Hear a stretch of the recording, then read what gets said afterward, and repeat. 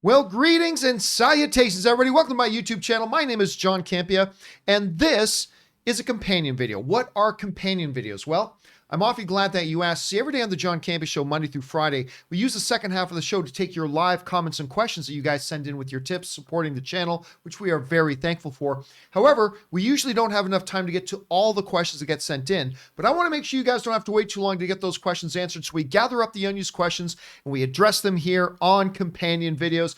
And it's always a good day when Kimberly Curran is in the house with us. Kimberly, how you doing? Thank you for being here. Hey, John, I'm doing great.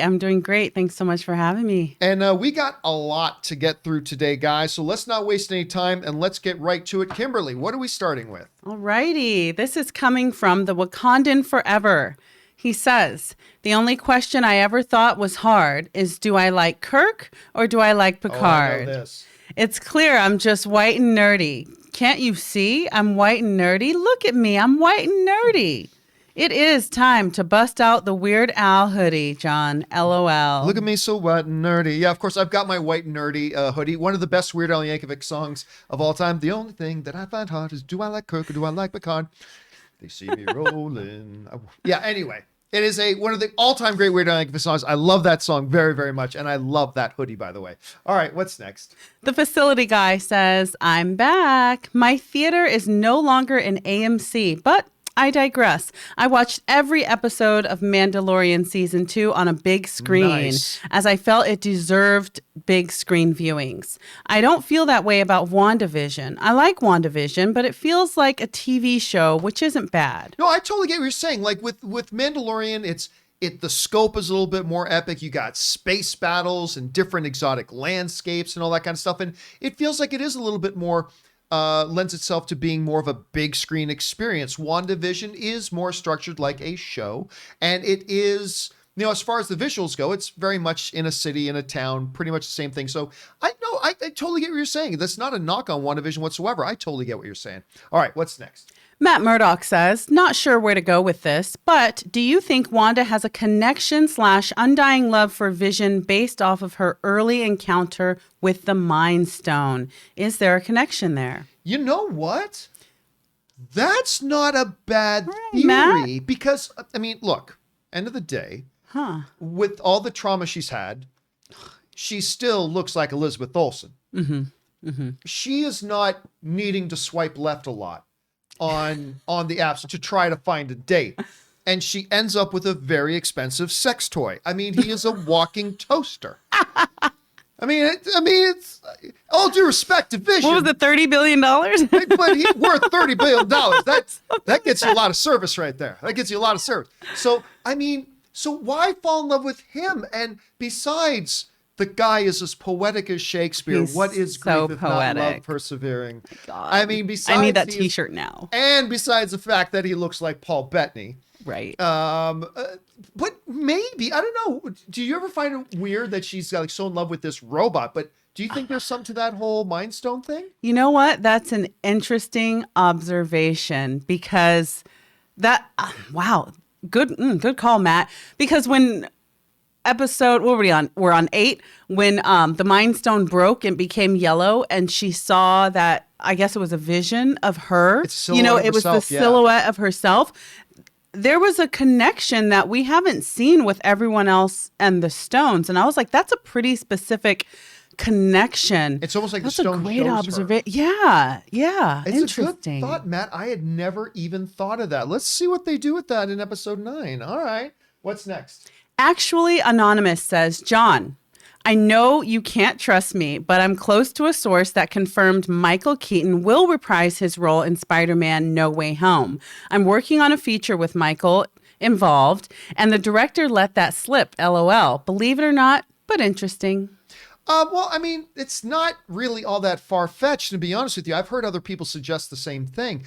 I mean, realistically, Michael Keaton has already appeared in that universe. We know that he's appearing in Morbius as well, apparently as the same character. So him showing up in Spider-Man No Way Home is really not all that inconceivable. And again, there have been some whispers out there about that, so I would believe it. I would totally believe it. All right, what's next? Bojack says, "Hi, John. You've said that any Oscar winners this year will have an asterisk for you.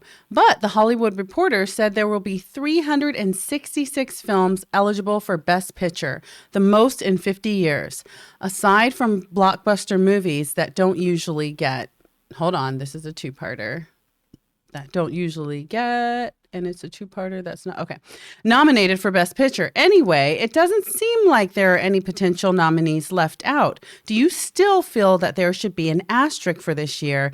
And is it because so many blockbuster movies got pushed? Thanks and happy birthday." Yeah, a lot of eligible films. Guess what? They completely changed their rules for eligibility this year.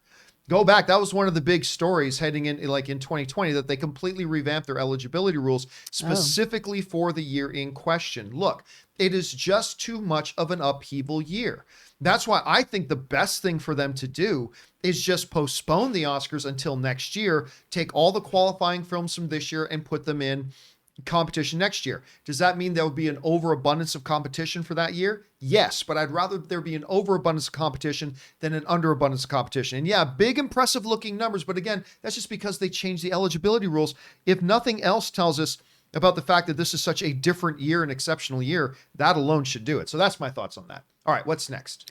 Luke says, "I love that this episode offered just a little bit of redemption for Wanda. What I mean is that she's still responsible for continuing the hex, but created it by a tragic accident and didn't actually steal Vision's body." What are your thoughts on that? I see what you're saying. I get it. We love Wanda. We want to justify her actions. But the bottom line is this: she has imprisoned and hijacked the lives of a ton of people against their will who are constantly in pain, tears coming out of their eyes. That whole thing's also Wanda can live in her fantasy. I get it. The show does a great job of showing it off as this is a result of pain. This is a result of grief, not a result of evil motives or anything. I get that.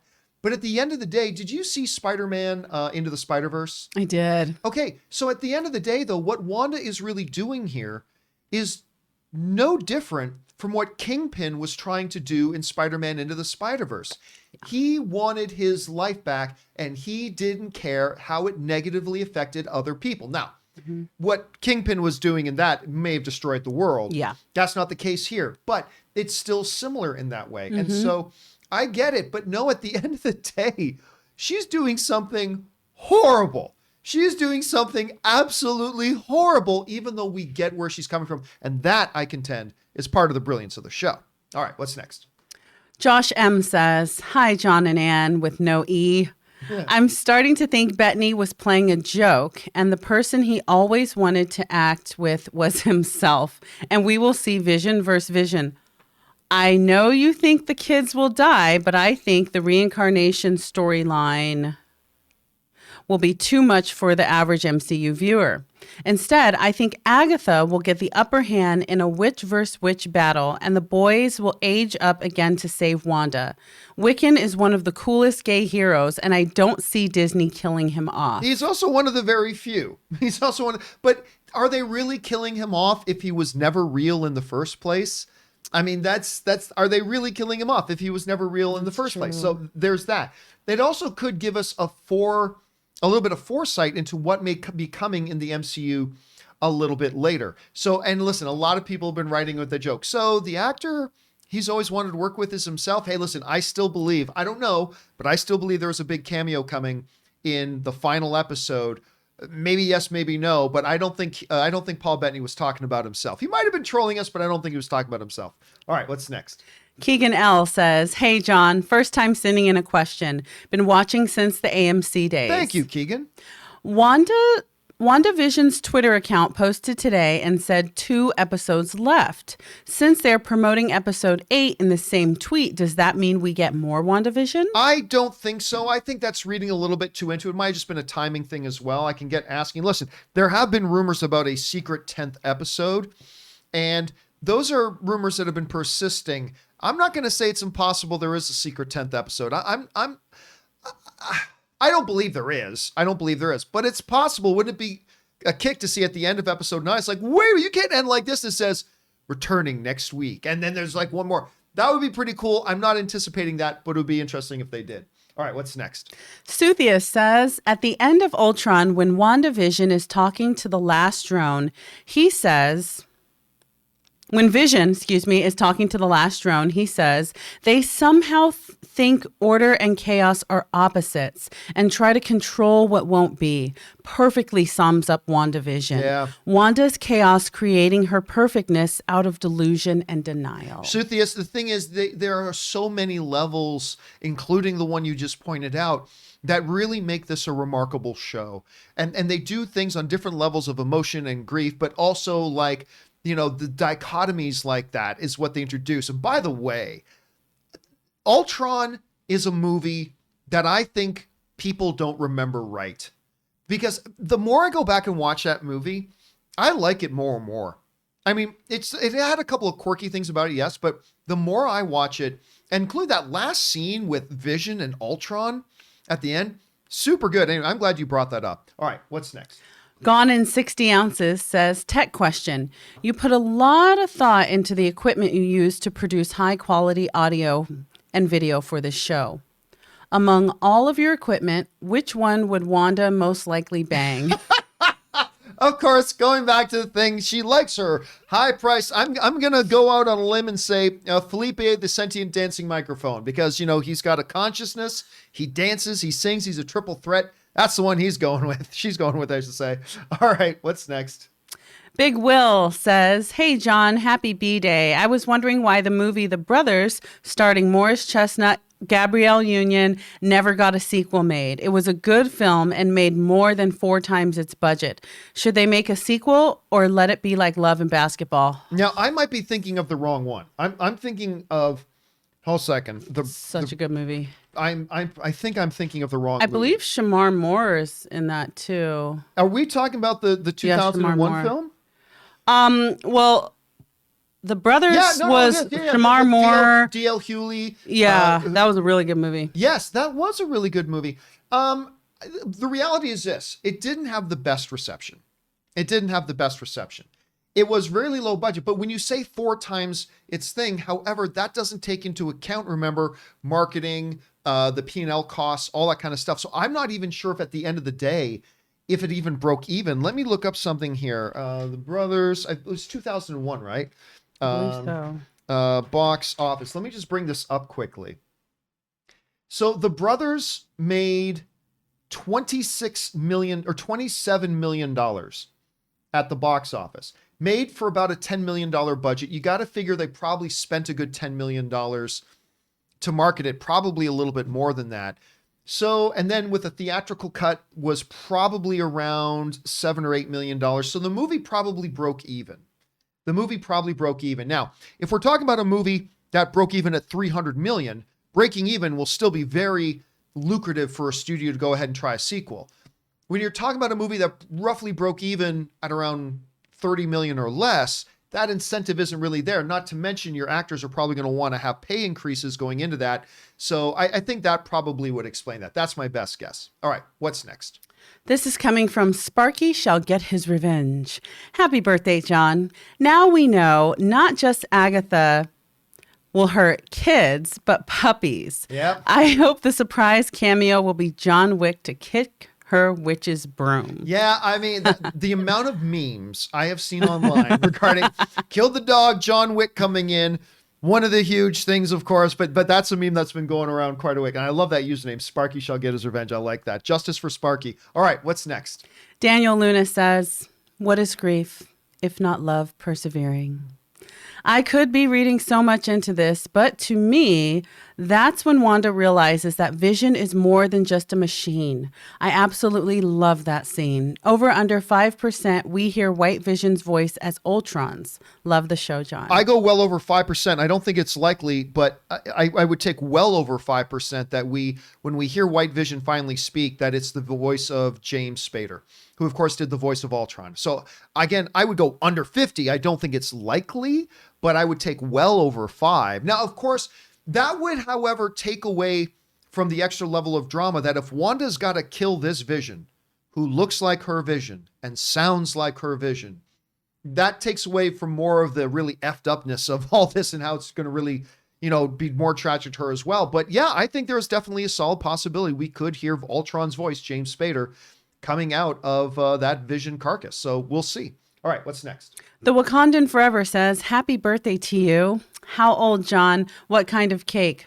Favorite present you got? Chocolate, vanilla, strawberry ice cream? Favorite birthday meal? We need to know, John. LOL. Enjoy yourself and rest up. You'll see Wakanda in the WandaVision discussion. The funny thing is, so my wife, Ann, for my birthday, now my wife, Ann, just started working with Apple. So she's now, nice. She just started working with Apple. So she thought it would be a really good idea to get me an Apple iWatch. Oh, cool. Which is a wonderful, I really do like smart. I got myself a Samsung one right here. I love it a lot. So when I open the box and there's an iWatch in it, I'm like, oh my gosh, I would really like to try that. I hear good thing about iWatches. I'll give it a shot. What I didn't know, as soon as I turn on, it says, place beside your iPhone. I'm an Android guy. And it kept saying, place beside your iPhone. And I'm like looking around, how do you get this thing connect to an iPhone? And apparently they don't just naturally connect with Android phones. Oh. And so I can't use it. You need an extra app or something? Or it's some kind of hack you have to do to your device or whatever. And I'm like, bummer. Okay. So I won't be using the iWatch, which is unfortunate, but that's kind of a little story about my birthday present. It's the thought that counts. It is the thought that absolutely counts. It was a wonderful thought. All right, what's next? Anonymous says, hello, John and Ann. If Wanda made her version of Vision with her magic, how was Hayward able to track her version of Vision's decaying vibranium? Is that just a plot hole, or did Wanda's magic create vibranium? Okay, so we've answered this before, but here's the thing. When you go inside the Hex, that modern day car that gets turned into a 1950s car, inside the Hex, that is as real of a 1950s car as you wouldn't be able to perceive any difference. It is a 1950s car. Inside the Hex, it's a 1950s car. I believe that when she created Vision, it's the same principle. He's vibranium. And if he is vibranium inside the Hex, then he can be tracked. At least his vibranium inside the Hex. The moment he steps outside of the Hex, of course, he can't exist there, and his most powerful metal on Earth becomes as crusty and flaky as a pastry. And it just starts to flake away and he gets sucked back in. So I believe inside the Hex, it is as real gets, but outside the Hex, it can't exist. That's my theory on it anyway. All right, what's next? Jordy Casals says, what if the Luke Skywalker level cameo is actually Mark Hamill playing Mephisto, Nightmare, or someone else? That is surely Skywalker level. Well, this has come up a number of times because in one of the animated series, their character Nightmare was there, and guess who voiced him? Mark Hamill. Mark Hamill did the voice of Nightmare. Now, I do not expect that that's what they are doing here at all, but you're not the only one to think about that, Jordy, so you're thinking along the same lines as a lot of other people, too. All right, what's next? Daniel Luna says, happy birthday, John. And if you're reading this not on your birthday, happy late birthday. Well, thank you. Hope you have a great time. I'm sure you will or did because it was game day. So I guess the mailman was really just a pizza delivery guy, huh? I'm still thinking, I don't know what you think. I still think there's something more to the mailman. You do? It showed him when, I know. Yeah, he's the guy in there delivering pizza. But just because we see that, no character can be summed up in one frame that we see them in. I still think there's something a little bit. Now, I'm not saying he's Nightmare or Mephisto or anything like that, but I feel like there's a little bit more, just a little bit more to him. And we'll find that out in episode 9. I don't know. What do you think the chances are? Do you think there could be something more to him or what? No, I don't think there's something more to him. You think that's it? What we see is what we get? Yeah, I do. You're probably right. You guys are probably right, but we'll see. We'll see. What's next? Miguel Zayan said, hey, John, I think I know one of the reasons why MCU does a lot of fake death stuff. Isn't it because their characters are always their priority and not specialty? Not just from a storytelling standpoint, but also for brand marketing and loyalty. Let's see what else he has to say here. Whenever Feige or some other official at Marvel is asked about what makes them unique and special, they always say it's about characters. Maybe that's why they wait a long time before really killing them off, because they're waiting for the audience to be... It's just above Robert B. Here we go. I got you, bro. I got you.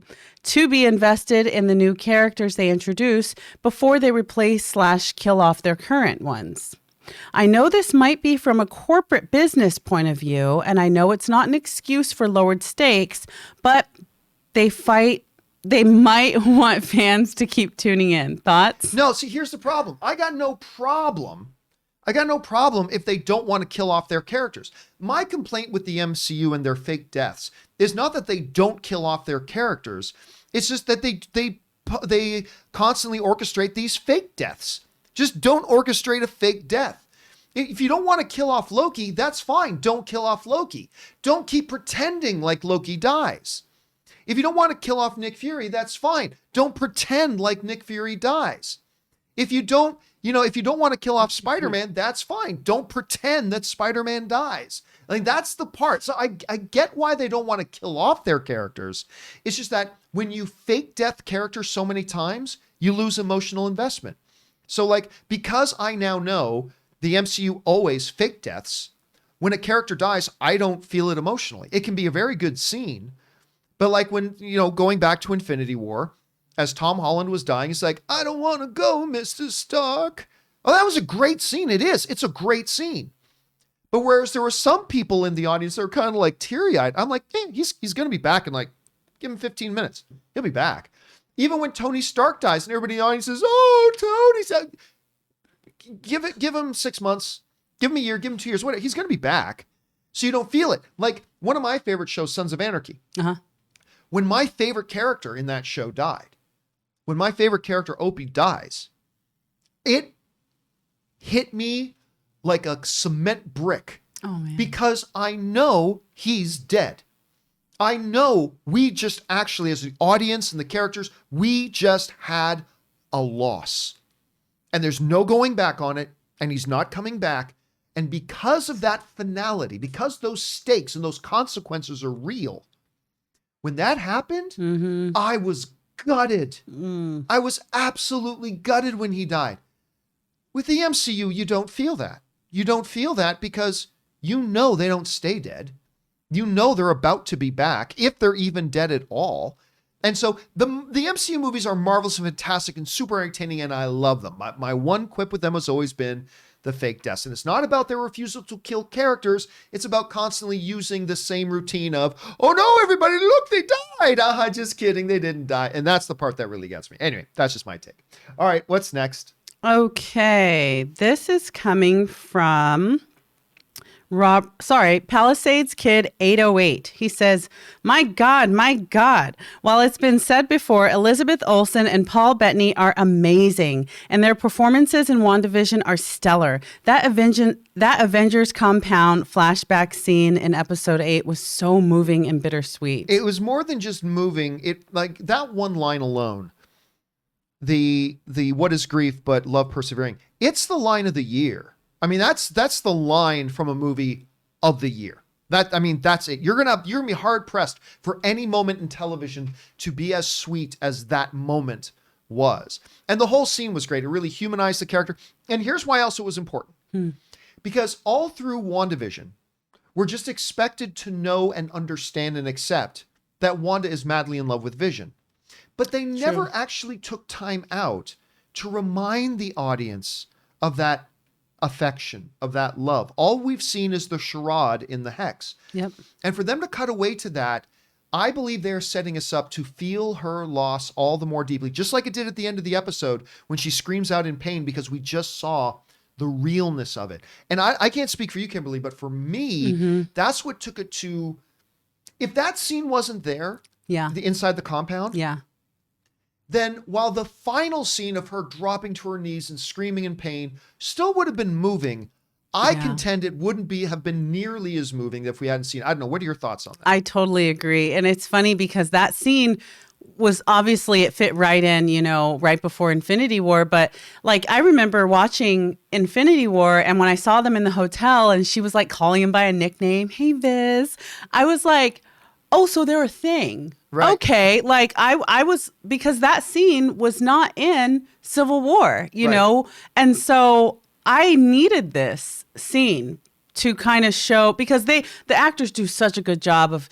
just expressing their love to the point where you're like, oh, she loves him for real, for real. But that scene really helped me to go back and be like, okay, now I remember when he gets stabbed in Infinity War and the way she was fighting for him and going, now you're making sense of the relationship for me in a deeper way. And I needed that. Yeah, I think a lot of us did. All right, what's next? Robert B. says, there was yellow that came out of Wanda when she made Hex Vision.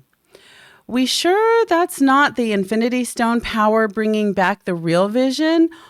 Also, I think Hex Vision will take over White Vision body to get out of Hex. There's two problems with that. There are two problems with that. Number one, that's a fake artificial Vision. Even Vision inside the Hex is starting to realize he's not the real Vision. So there's that. The theory I've heard from a number of people that what if she's going to be able to merge her version of Vision, which isn't the real Vision. He's gone. That's why we got that scene. I can't feel you. He's really gone. But maybe she'll be able to merge this version of Vision in with the body of this White Vision. That's been a common thing. There is one significant problem with that, and that is this. Spider-Man Far From Home, which takes place 7 months after the events of WandaVision, clearly states in it that Vision's dead. Vision's dead. He's not still around. He's not walking around. He's not on S.H.I.E.L.D.'s radar. They say in the movie that he is dead. Not to mention, it also contradicts the whole thing about the tragedy of Wanda Maximoff. If you give her this smiley, happy ending and stuff like that. So mainly because of that, the Spider-Man reference, but that's why I don't think they're going to go that route. Never say never, though. Kevin Feige may come up with some other machination to make it happen. Maybe, but that's why right now I kind of doubt it. All right, what's next? Palisades Kid 808 says, did someone leave that deed for the property in Westview in Wanda's car to drive the emotion out of her? Or did she have it out on the passenger seat in the event that she was able to retrieve Vision's remains to bury him on that property? My first thought when I saw an envelope in the car was some mysterious person came along and dropped it in her. But what became, she brought it with her. That was already in her possession. That is something that she knew about. And that is something that, I don't know whether she was retrieving Vision. Maybe she thought she would take Vision there. Maybe she thought there would still be a spark of life somewhere hidden in there that she was able to feel in Infinity War. I don't know. But yeah, I think it became pretty clear that was something she already had. She was in possession of, and she brought with her. And it's very, very tragic. It just added to the, man, life just keeps punching Wanda Maximoff in the face. Just over and over and over again. It is a story of tragedy and sadness. All right, what's next? Joe Wakefield says, my wife and I believe that it is the real Vision that Wanda created. The energy flowing out of her during his manifestation was the same color as the Mind Stone. I'm not sure how, but it seems to me like it may be his actual essence/soul. Thoughts? Well, again, there's really nothing to back that up. This Vision has pretty much clearly stated he has no memories before this. He does it, like, even when referring to the relationship between Wanda and Vision earlier, he's like, it's like I'm thinking about somebody else, because he is thinking about somebody else. That's not Vision. And the Mind Stone can't just create beings. And remember, maybe the Soul Stone could impart something. I don't know, but that's not really the Mind Stone's gig. Now, that's not to say she didn't utilize Mind Stone power that may have been a part of her because of that earlier scene that we saw in the flashback. True, but it's still not the real Vision. That's not the real Vision. The real Vision is dead. And I think that scene with her at the Sword headquarters was just the show making it very clear to us. And again, you juxtapose that against the scene in Infinity War when she says, I just feel you, to now being in WandaVision, I can't feel you. It's just all the more heartbreaking and tragic, but that was them putting the exclamation point on, Vision is gone. He's the one fake death they haven't undone, unless they do something in WandaVision episode 9, but he's the one fake death they haven't undone. Vision is gone. That thing that's walking around thinks it's Vision. It looks like Vision, all that kind of stuff. But like, he's kind of admitted himself. He's starting to suspect he knows he's not the real Vision. And yeah, so that's just kind of my take on that. All right, what's next? Noah says, hello, John. So with how the last WandaVision ended, do you think that this new Vision is the new Ultron? And do you think James Spader will be back to voice Ultron? There is a possibility that this whole thing was being done by Hayward and Sword, utilizing older Ultron technology to try to revamp that, but something that they can actually control. That never works out in movies. So there's possibility. So yes, I think there's a chance we may hear like James Spader's voice, and this White Vision may turn out to be Ultron reincarnated. I don't think that's likely, but it's definitely a very, very real chance. Let's see where they go with it. All right, what's next? Talia Farrow says, hi, John, big fan. In the comics, the twins are made from the pieces of Mephisto's soul. Do you think that this version, since she birthed Vision from scratch, the pieces were made from pieces of Wanda's soul, unbeknownst to her, and maybe Agatha knows? It's totally possible. Ooh. Like, again, the kids aren't real. I mean, inside the hex, they're as real as anything, but I suspect they're not able to exist outside of the hex either, right? I mean, obviously, she was magically conceived because Robo-Spunk doesn't make babies. I mean, there you go. I didn't pay a lot of attention in biology class, but I learned that much. So, and not to mention, Kim, to full term in a day, deliver them, they're grown up. Yeah, these are not obviously normal, natural kids. What they are exactly, I don't know yet. They haven't brought in Mephisto, so they're not shards of Mephisto. It's not literally the House of M, so they may not just be imaginary, that she's just imagining them. But how they're going to actually resolve with these kids, we'll find out in episode 9. But I got a feeling she loses Vision again. She loses the kids. She loses Pietro again. And I still think this is going to end very badly. I still think it's going to end very, very badly. All right, what's next?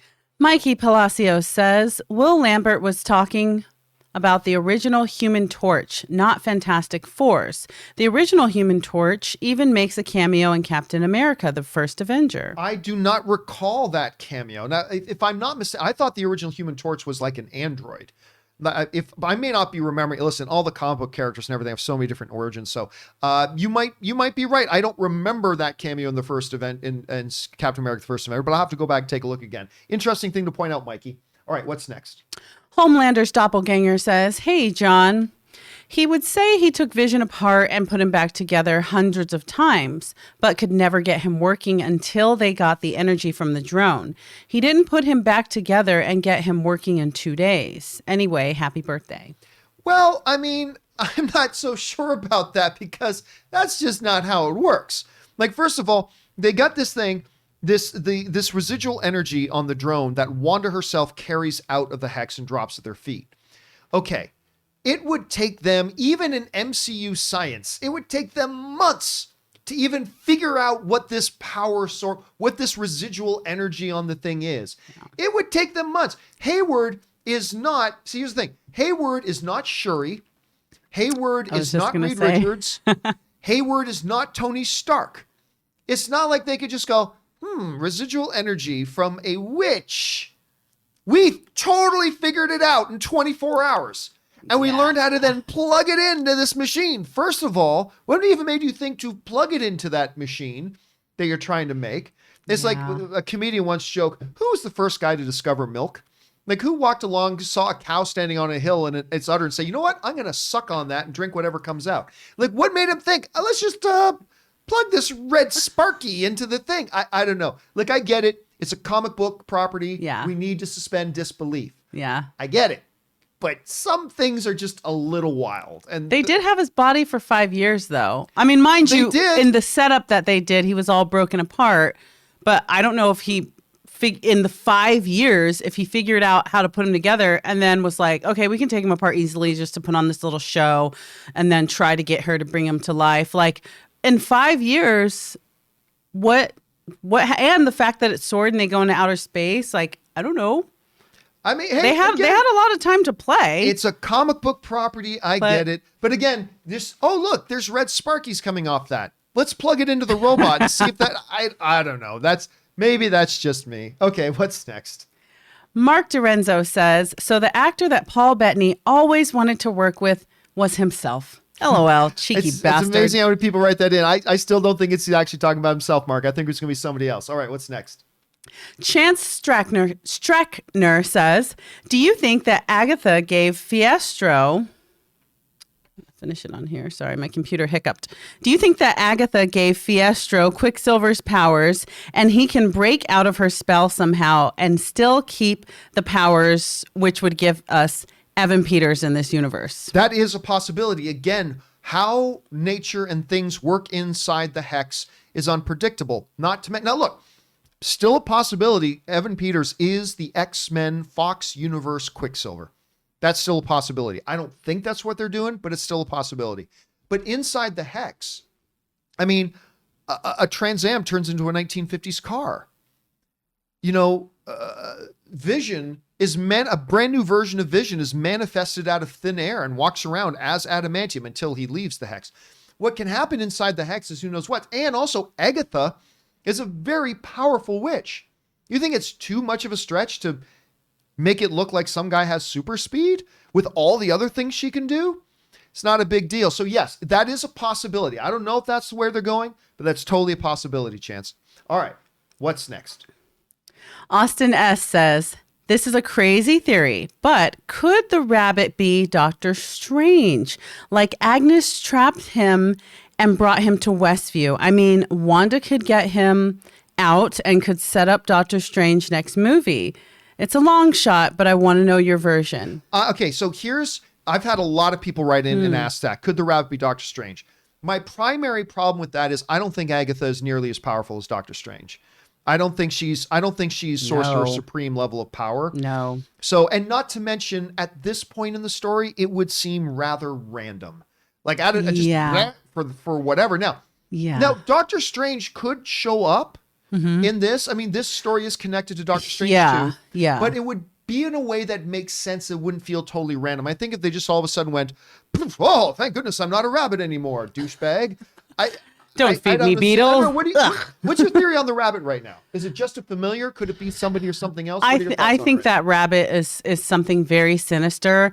And especially if Nightmare or Mephisto is in this, the big baddie, if you're that badass, you don't need to be all up in the business. You can sit back. Look, I sent this witch. I sent you in to do a job. I'm just going to sit back and watch. Right. You know, so he doesn't need to be all up in the details until it gets to a point where he's frustrated and he's like, oh, wow, you're Scarlet Witch. All right, now I'm going to turn from rabbit. And it's game on. That's a possibility. Yeah. All right, what's next? This is coming from Suthius.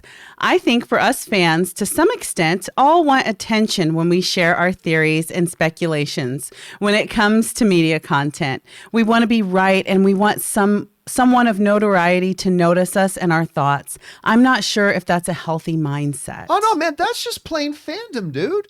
I mean, that's part of the joy of this is we get to have theories and ideas. And like anything else in life, when we have ideas and theories, we love to get together with other people who share that same passion and exchange those theories and ideas.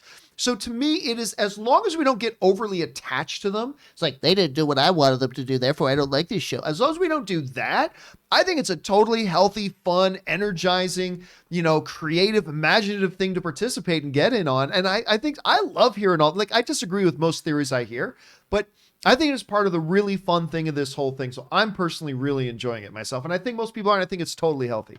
All right, what's next? Queso Turtle says, remember though, John, that Monica's clothes remain changed outside the hex. Same with the rover last episode. Yep, I'm not quite sure what your point is, but yes, they did. Now, look, remember though, that's completely different. Well, and also the rover didn't actually get in. The rover got partially in, but it never made it all the way in. I think the reason why her clothes were able to do that, remember, the clothes were still just other organic material, right? They were just other organic material.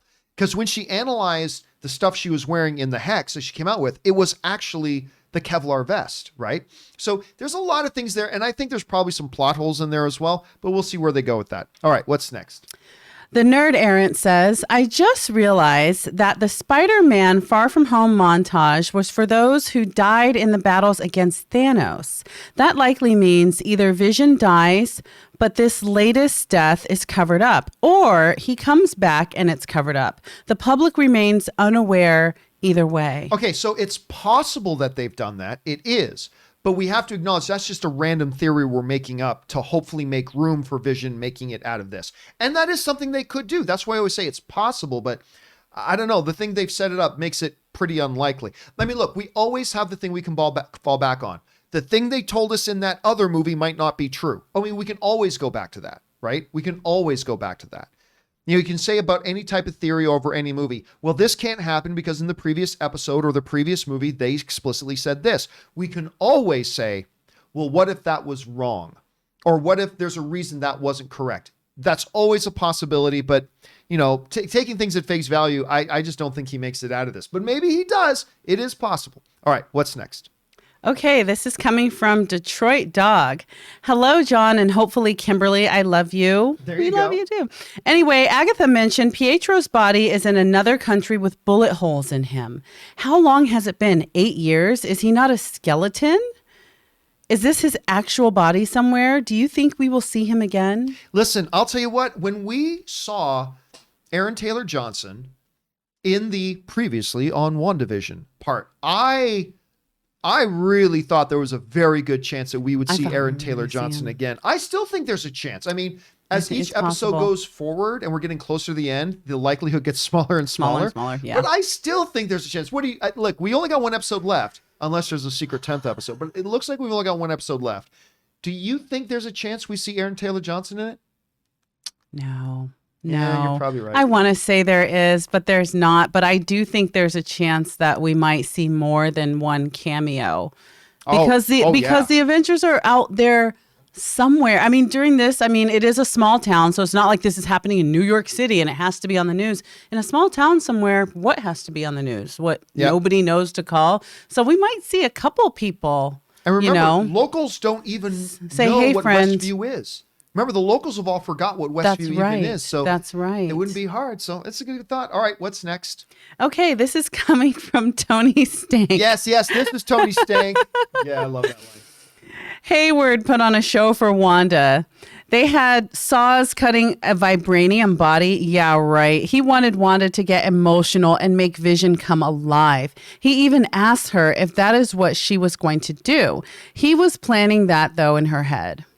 All right, well, the one thing you got to assume is that, Hayward and Sword had access to vibranium.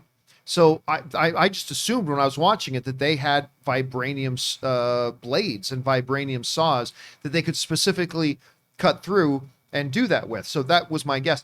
Also, I'm not really sure. Remember, he had no idea Wanda Maximoff was going to show up at the Sword facility. I mean, so what you're saying is he would have had to have calculated this entire plan right there on the spot. Now, maybe he did want, the Vision to be brought back to life or anything. I mean, maybe he did, but I don't think this was some sort of, professionally, expertly orchestrated plot. But I don't know. We'll see where they go. But again, yes, vibranium saws. That's what I'm going with, vibranium saws. All right, what's next?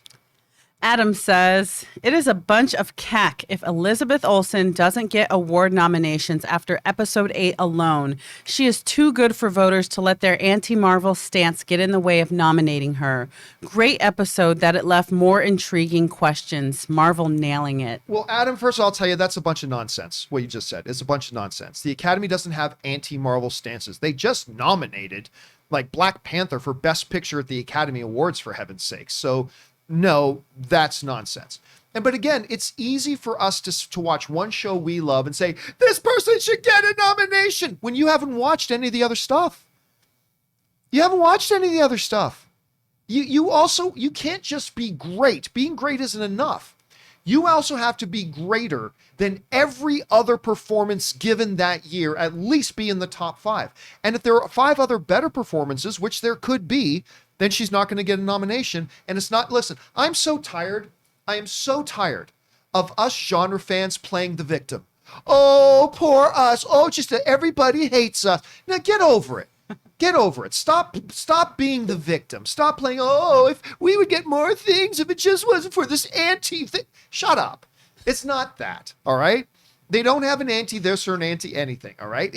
Listen, they just nominated Mandalorian for Best Drama of the Year, for heaven's sakes. If she doesn't get a nomination, it will be because there were 5 other actresses in the same category who that year, out of the hundreds and hundreds of other shows, that maybe deserve it a little bit more. Now, look, if I had to put money on it, Adam, my guess would be that she's getting a nomination. I think it's impressing a lot of people. Even the TV writers I'm seeing are like blown away by it. But if she does not, let's not be the sniveling little victim criers like us genre fans often are and go, oh, it's because they hate us. No. There are a lot of actresses every year. There are fans of a lot of shows every year where their favorite actor or their favorite actress doesn't get nominated and has nothing to do with comic book or sci-fi or anything. It's just that, look, if Olsen doesn't get nominated, it'll just be because there may have been 5 other performances that they deemed a little bit more worthy. It's hard to imagine right now as we're watching Elizabeth Olsen doing it, but, let's not play the victim card. Okay, anyway. What's next? Scotty B says, hey, John, I don't know about you, but I got a real Christmas Carol, It's a Wonderful Life vibe from episode 8 of WandaVision. Keep up the great work. Well, the flashback and all the tragedies of life, of course, It's a Wonderful Life. There's some happier things. In A Christmas Carol, some not so happy memories too at the same time. But yeah, you're right. There's a little bit of a stroll down memory lane. Look, we suspected it would be a flashback episode. It didn't disappoint. They really re-emphasized to us what the life of Wanda Maximoff is, a life of tragedy.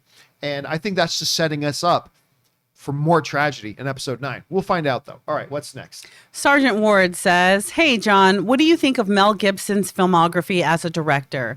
I mean, say what you want about him as a person, but this guy can direct. Hacksaw Ridge is a personal favorite of mine. What are your thoughts? Look, the personal issues aside, he is one of the most stunningly gifted directors in the business. He just is. I mean, yeah, Hacksaw Ridge was a bloody brilliant film. That movie was amazing. And it was so perfectly directed. I know one of John Schnepp's, going back to Schnepp, one of his most favorite movies was Apocalypto. That movie is all direction. It's all direction. It's crazy and bonkers and nutso and all that kind of stuff. So, hey, listen, there's a lot of different opinions one can have of Mel Gibson with all the extracurricular off movie set stuff. And that's not what we're here to talk about. But if you're asking me straight up, just as a director, he is simply one of the best in the business. I mean, we can get into a lot of other discussions, but if you're asking me strictly as, like, if you ask me about, what's his pedophile's name? The guy who ran away, Roman Polanski. Like, if you want my personal opinion on Roman Polanski, I'll talk to you about my personal opinion of Roman Polanski. But if you want to ask me straight up, what do I think of him as just as a director and his work as a director? He's phenomenal. He's absolutely, and Russell Westbrook. Mel Gibson. Why was I going to say Russell Westbrook? Mel Gibson, Russell Westbrook is an NBA player, is a phenomenally talented director. It's just that simple, cut and dry. Anyway, all right, what's next? Suthia says, wait a minute.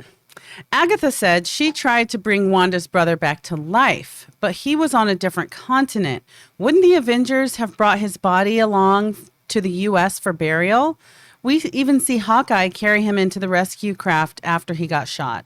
1,000 other different things could have happened. He could have been on the rescue thing, but then he could have been claimed by the government for whatever. I mean, there's a million different things. So obviously in the MCU, for whatever reason, I mean, remember, why would they bring him to the U.S.? He wasn't American. He was Sokovian. I mean, if he was going to be buried, wouldn't he want to be buried in his home? Why would they have brought him back to the U.S.? So that seems to me to make a little bit more sense, Suthius. All right, what's next? Ben A. says, hey, John, after hearing about the Superman reboot news, I'm trying to get my head around why Warner Brothers going in this new direction will be a better option than continuing with Cavill. Feels unfair when Godot, Momoa, and Miller has been retained for future movies. Listen, there's no such thing as fair. They don't owe Henry Cavill anything. That isn't his character. They're not his movies. And the last time I checked, Henry Cavill didn't put down $1 to make those movies. Those things belong to Warner Brothers. The actor is hired to come in and play a role. It's not about what's fair to the actor. What's fair to the actor is he gets paid for his work. Now, I say that as you guys can't see it right now, but I got Henry Cavill right here looking over the studio, keeping everything safe and keeping an eye on things. I got a giant 6-foot Henry Cavill standy over here. And so I love Henry Cavill as Superman. Absolutely do. But they don't owe him anything. They don't owe him anything. Let's just be very, very clear about that. Aside from that is this. Here's the reality. Despite the fact that I think Henry Cavill is the greatest Superman we've ever had. And yes, I know that sounds sacrilegious to say greater than Christopher Reeve. Yeah, I think even better than Christopher Reeve. And I love Christopher Reeve. I love Man of Steel. To me, it's the most underrated comic book film of all time. One of the top 10 greatest comic book movies ever made, in my opinion. I think he plays Superman great. But if the reality is, no matter how much I feel like that, half the audiences have hated him as Superman. Half the people hated Man of Steel. Half the critics hated Man of Steel. A lot of people didn't like this iteration of Superman in Batman versus Superman. I did, but a lot of people didn't. The critics didn't. All of his movies that he's appeared in as Superman have underperformed. They haven't flopped, but every movie he's been in as Superman has underperformed. If you are a Warner Brothers executive and you're going to try to be objective, then the reality is there are some compelling arguments to move on from Henry Cavill as Superman and to try a different approach. The definition of insanity is to continue to do the same things and expect different results. To continue to do the same thing and expect different results. Let's just keep moving. Let's just keep making these DC movies the exact way we've been making before. And suddenly we expect that they're going to make $1 billion. Or a Henry Cavill one will. Now, obviously, that's what I want. If I were in charge over Warner Brothers, I would make new one with Henry Cavill. And by the way, there is still a chance Henry Cavill is still going to be Superman. There is still a chance. Either in J.J. Abrams' movie, but John, I read that. Forget what you've read. There is still a chance, however likely or unlikely, there is still a chance that Henry Cavill is going to be Superman in J.J. Abrams' movies. But if he's not, we've got multiple Batmen right now in the DCU. Even if he's not going to be in J.J. Superman, he could still be Superman in other films. As a matter of fact, there's already talk that he's already signed on the dotted line to appear in a couple of movies as Superman. So, yeah, number one, they don't owe Henry Cavill anything. Number two, he very well could point up. But number three, there is rationality to why Warner Brothers may want to move on from him. As much as it pains me to say it, and I hate that this is the fact, but the reality is his Superman movies have underperformed. Not a lot of people love him as Superman the way I do. And therefore, if they think they need to go at it again to try to get the godfather of all superheroes back to his rightful place, then maybe it's something they need to do. Anyway, that's just a thought. Okay, what's next? Jim from Virginia says, a thought, if you will. What if the season finale of WandaVision is a special 2-hour finale, similar to what sitcoms and dramas used to do in the past? It seems to me that this show is movie quality. Well, I mean, yeah, that would have been great, but that's not what they're doing. It is going to be the longest episode so far. It was funny. I was speculating that the final episode would be 50 minutes long, and now reports are coming out that it's 50 minutes long.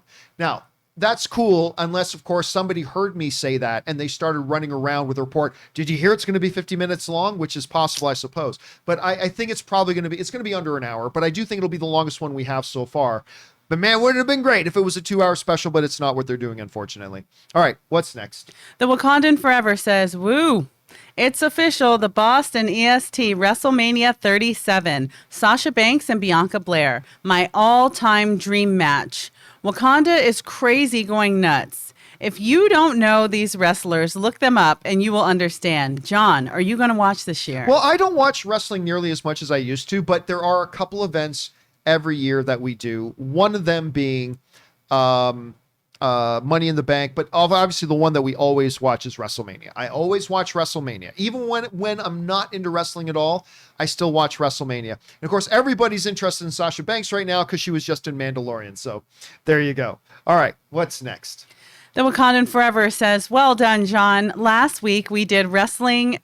Now name these fighters. California Kid, the Spider, the Lioness, Shogun, Dragon, Hendo, Bones, The Natural. Do you think Conor McGregor is going to be the UFC champion again, or has the sport passed him by? The sport has passed him by. I do not believe I don't see a weight class that he can win a division in again. Spider Anderson Silva, the Lioness, that's Amanda Nunes, Shogun Rua, Dragon, that's Lyoto Machida, Hendo is Ben Henderson, John Bones Jones, The Natural Randy Couture. I trained at Randy Couture's gym. That's who I trained. Cool. Yeah, I did training in Canada, but when I moved to LA, the very first place I went to was Randy Couture's Legends MMA. Nice.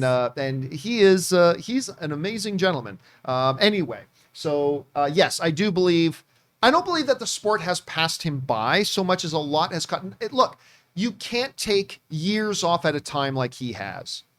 You can't get involved in all the shenanigans that he has. You can't have your attention totally diverted the way he has.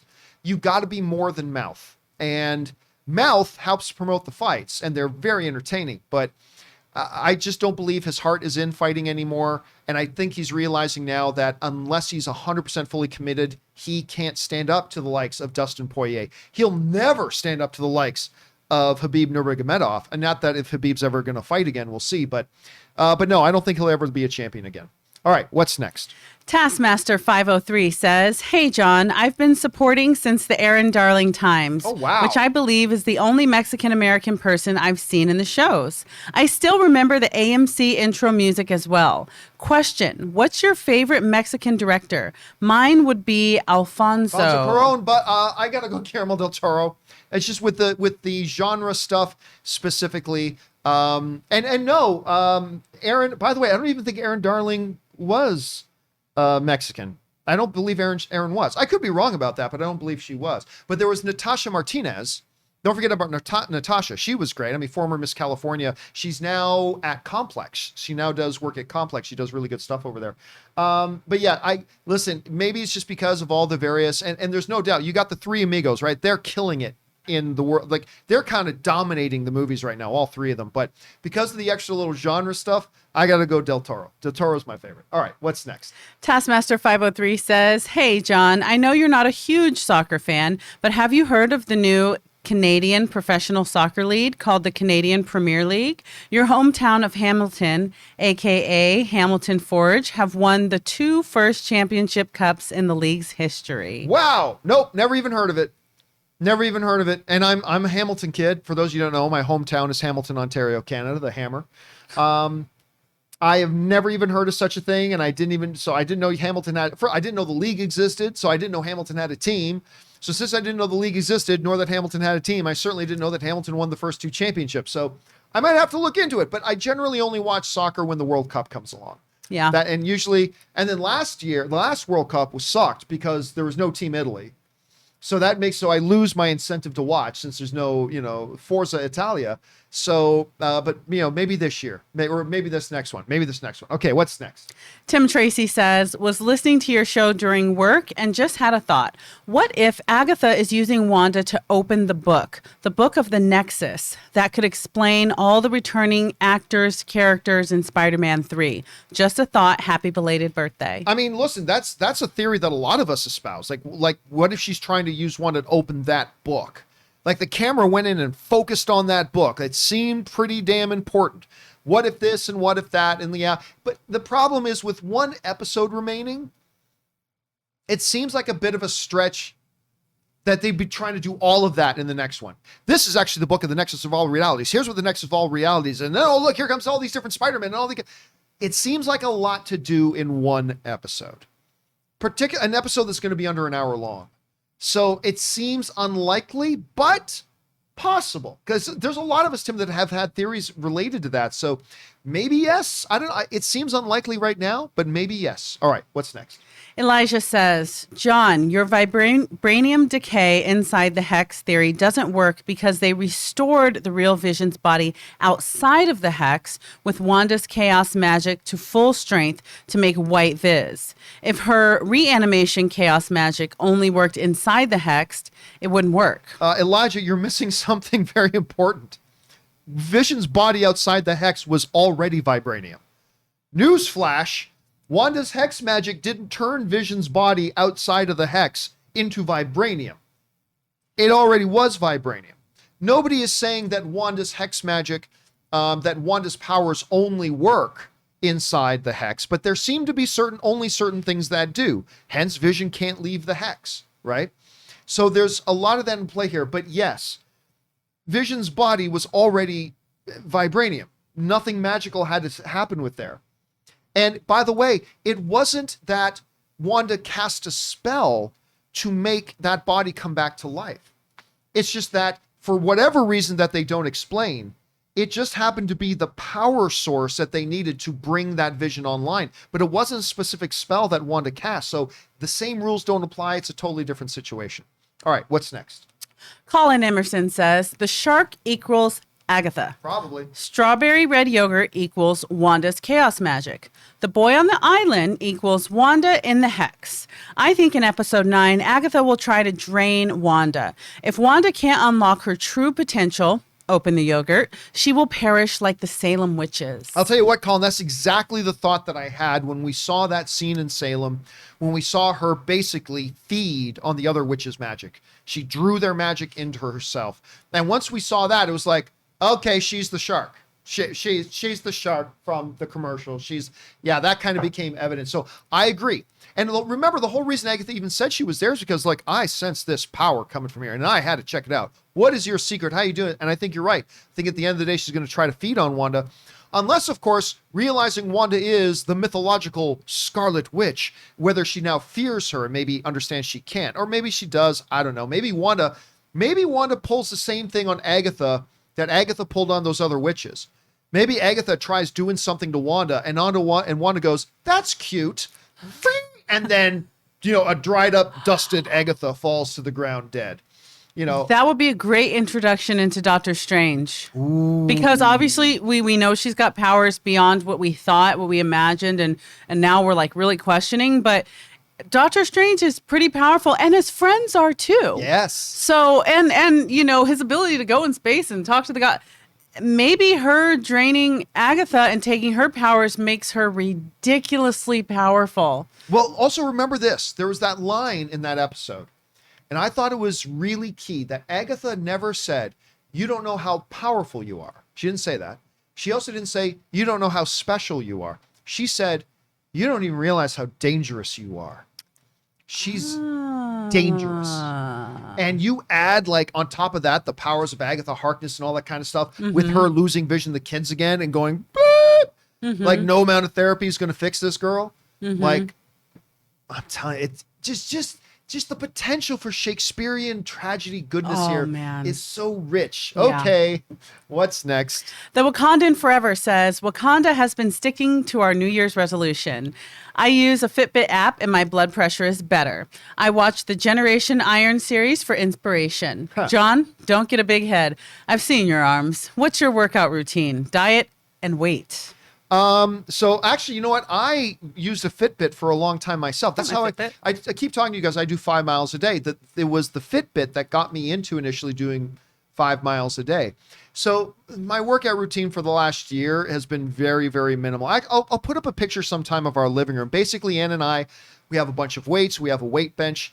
So, I mean, I continue to try to get my 5 miles in a day. That's sometimes harder than it seems. There are no gyms open. We can't go to any gyms. So we got enough weights and equipment here at the house that we work out in the morning. Generally, Ann and I around, like, I'll get up earlier, start the process of getting things ready for the show, take an hour, go out in front of the TV with Dan. We do our workout routine here at home. Now, what I'm really waiting for is right up the street from here. It's where I used to train a long time ago. I actually used to train with James Sandman Irvin. Is the UFC gym that's right around the corner here. I saw that, yeah. Yeah, and I used to train there like years ago. Oh, right on, nice. Until we moved out to LA. So I am just chomping at, now that we live out here, and now that I've got the UFC gym not terribly far from here, I am just chomping at the bit to get back into that gym and to get rolling again. All right. Nice. What's next? This is coming from Garden Variety Vagabond. Happy birthday, John. I hear a lot of fans saying that Agatha called Wanda the Scarlet Witch. Listening closely, you hear that she calls her a Scarlet Witch. I worked as a translator/transcriber, so I listen closely for definite versus indefinite articles. I don't know. I'll have to go back and watch it again.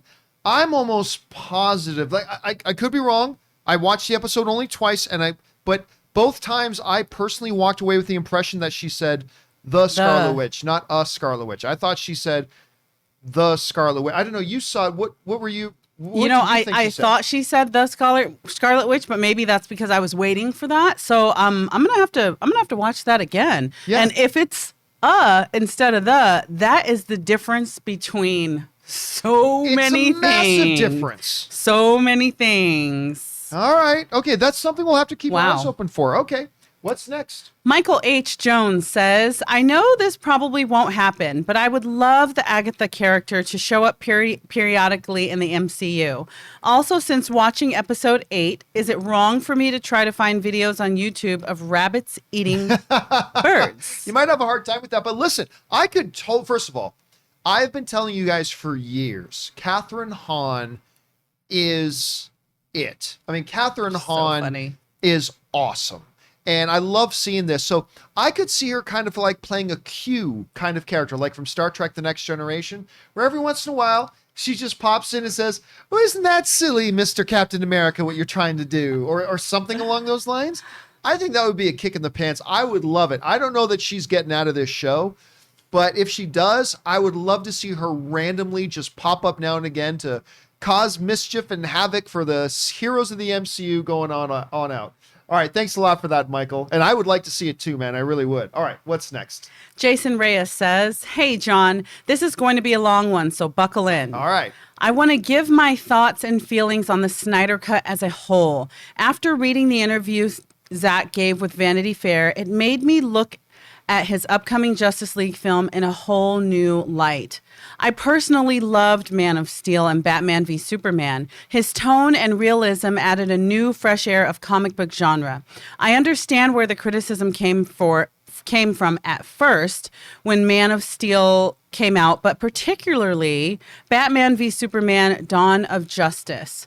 All the criticism Batman v Superman received was justified, believe me, because I was one of the haters who didn't necessarily like the movie as much, theatrical cut, because I thought it felt rushed and poorly paced. Tone had nothing to do with it. Hold on here.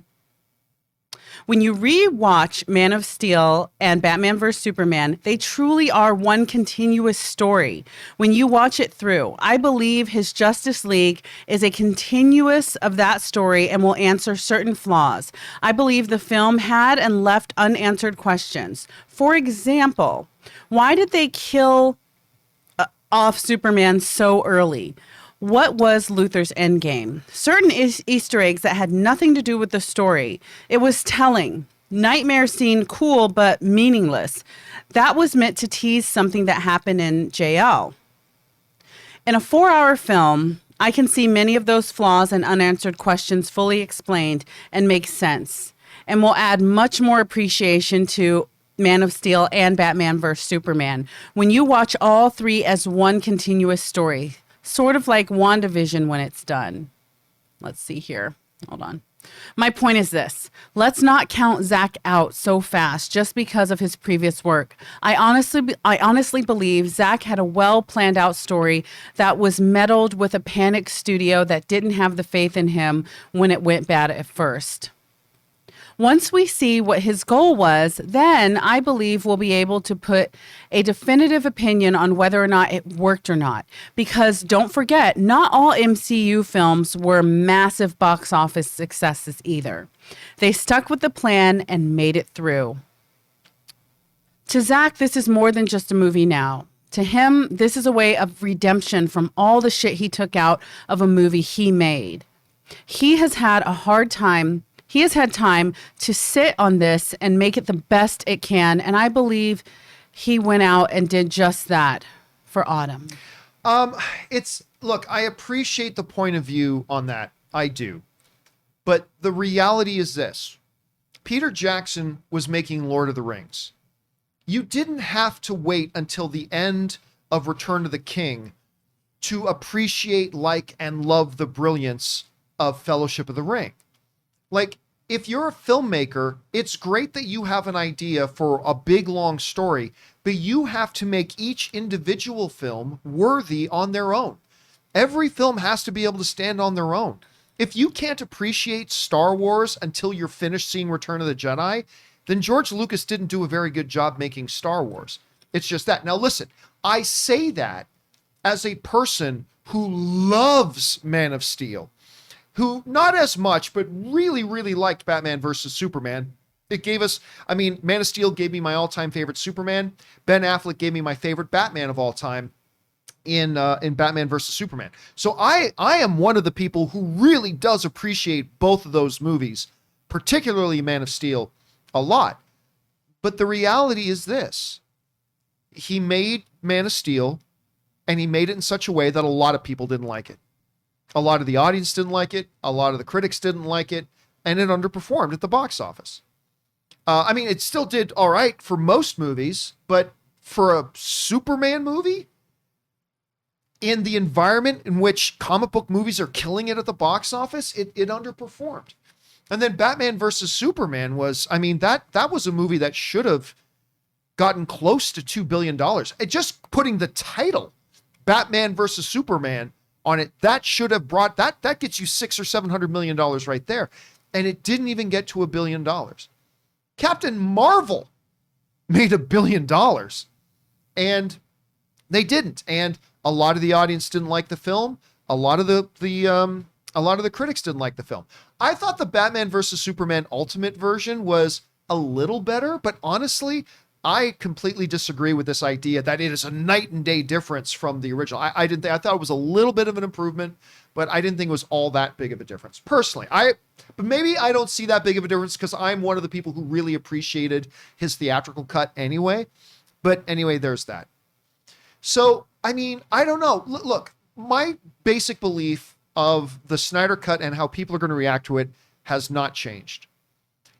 I don't think there's any surprises coming. The people who like Zack Snyder's DC movies are going to love the Snyder Cut Justice League. It's just that simple. Because we are already people who have already seen his DC material, and we like the way he approaches the DC material. And I am one of those. I love Man of Steel, I like Batman vs. Superman. Hell, I even like Justice League in theaters, and there's a lot of that is him. But it's not going to change anybody's mind. Like, I don't think there's anybody who likes Zack Snyder's DC stuff that isn't going to like the Snyder Cut thing. But I also don't think there's going to be many people who don't like Zack Snyder's approach to DC that are magically suddenly going to like it. I don't think anything's going to change. The people that this is being made for are going to love it. And the people it's not being made for, which is like half the people, aren't. And that's okay. That's what they're counting on. They finance this trusting that there's going to be enough people that are already on board with it that are going to it. And honestly, I do not believe anything is going to change. And I say that as for the better or for the worse. I don't think it's going to change anything for the better or for the worse. We're getting one last little hoorah. He's going to get to make this movie the way he wanted to make it. The people who've been wanting to see it are going to get a chance to see it. And then it's done. And then they're going to move on. And then that'll be it. And who knows, Jason? I mean, maybe at the end of the day, it will change some people's minds. I highly doubt it, but maybe it will. But it doesn't need to. You know, that's the thing about something like this Zack Snyder, I don't know, this circus that's gone on regarding Snyder Cut, is it doesn't need to change people's minds. They're not doing Snyder Cut to change the people's minds who already don't like Zack Snyder's stuff. Or at least Zack Snyder's stuff when it comes to the DC universe. They're making it so they can take advantage of the people who do like his stuff, like me, so that if I wasn't already signed up to HBO Max, which I already am, because I think HBO Max is amazing, then I would sign up for HBO Max for it. That's why they're making it. And as long as they do that, they're going to see this whole endeavor as having been worth it. And people who have been wanting this Snyder Cut stuff are going to be happy because they finally get to see it. And at the end of the day, that's good enough. And we'll see where it goes. Anyway, Jason, well thought out, well expressed, the way you laid your thoughts out there on. Well done, man. Very, very well done. All right. What is next? Victor Vision says, "Hi, John. Seems like the Mind Stone has always been attracted to Wanda when it manifests itself to her long ago, and explain why Vision drawn to her, explaining their love for each other." Hey, listen, I cannot help but wonder that, some people wrote in earlier today to say, she's special because she survived the encounter with the Mind Stone. I feel like the Mind Stone picked her. Like, I don't know what you thought, but when I was watching this episode and they showed that scene where she's in the Hydra facility, it didn't wait for her to walk up and touch it, because it said, touch the sample, touch the sample. She took one step and boom, and it came to her.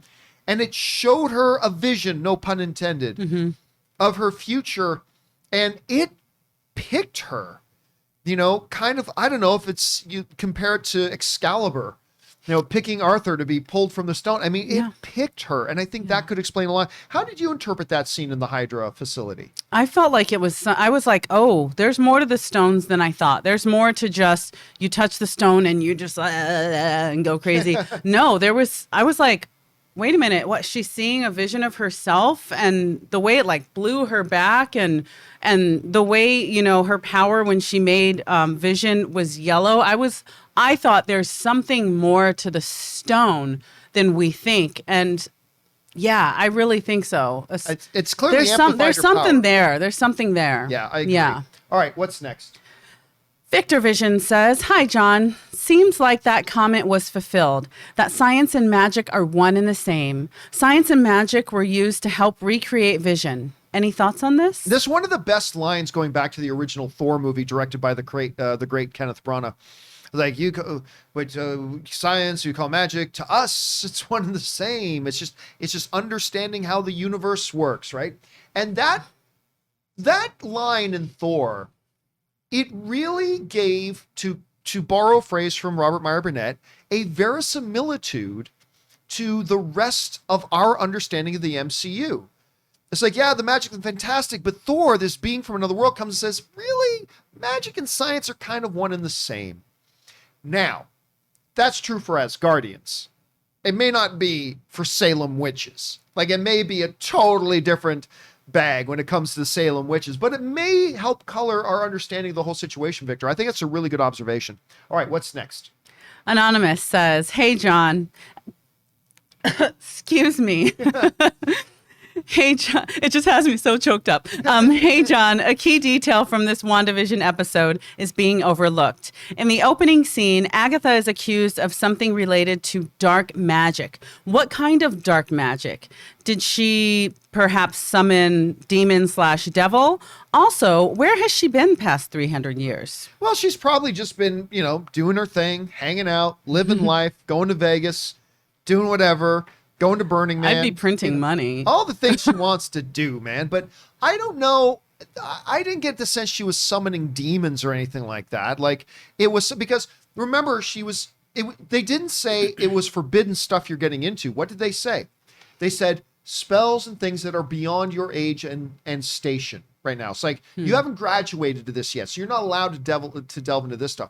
It might have just been learning how to connect in with chaos magic, perhaps. I mean, that could be a part of it that is now part of Wanda, which may be one of the things that attracts her to her. Maybe one of the reasons why Wanda's being able to recognize what Scarlet Witch actually is. So that's a possibility too. But for the last 300 years, just hanging out, doing her thing, keeping low key, enjoying life, petting her rabbit, all kinds of goods, killing dogs, whatever, doing her thing. Okay, what's next? This is from Ryan Lawner. "I finally watched The Wolverine, and holy crap, has this movie been so forgotten. It's actually so good. I didn't care at all that Logan shouldn't remember anything about World War II. The kind of thing that usually totally kills a movie for me." You know what? The Wolverine, I should say, is a tale of two movies. I thought for the most part, it was quite good. Then the third act wasn't so great to me. Like, especially once they got into the Silver Samurai stuff, it's like, they're not doing this so well. And it didn't work out so well. And I thought the ending was a bit of a waste, to be honest with you. But yeah, but up until the third act, I agree with you, Ryan. It was so leaps and bounds better than X-Men Origins Wolverine. So leaps and bounds better.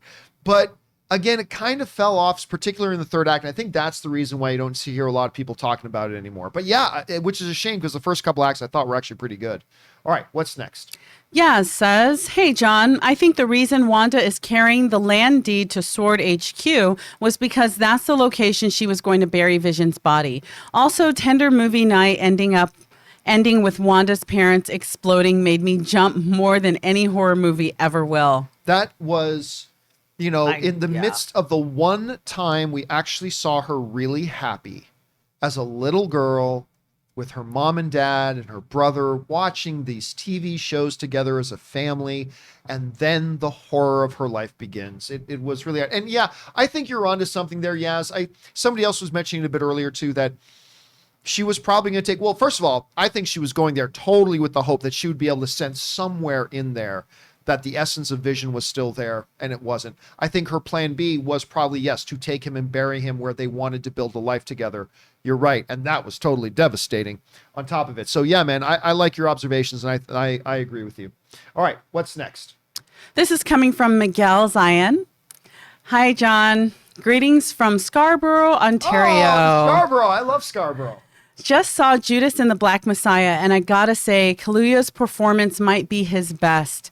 The film stirred my emotions by depicting situations that are relevant today and by having the crime thriller vibes, which is one of my favorite movie genres.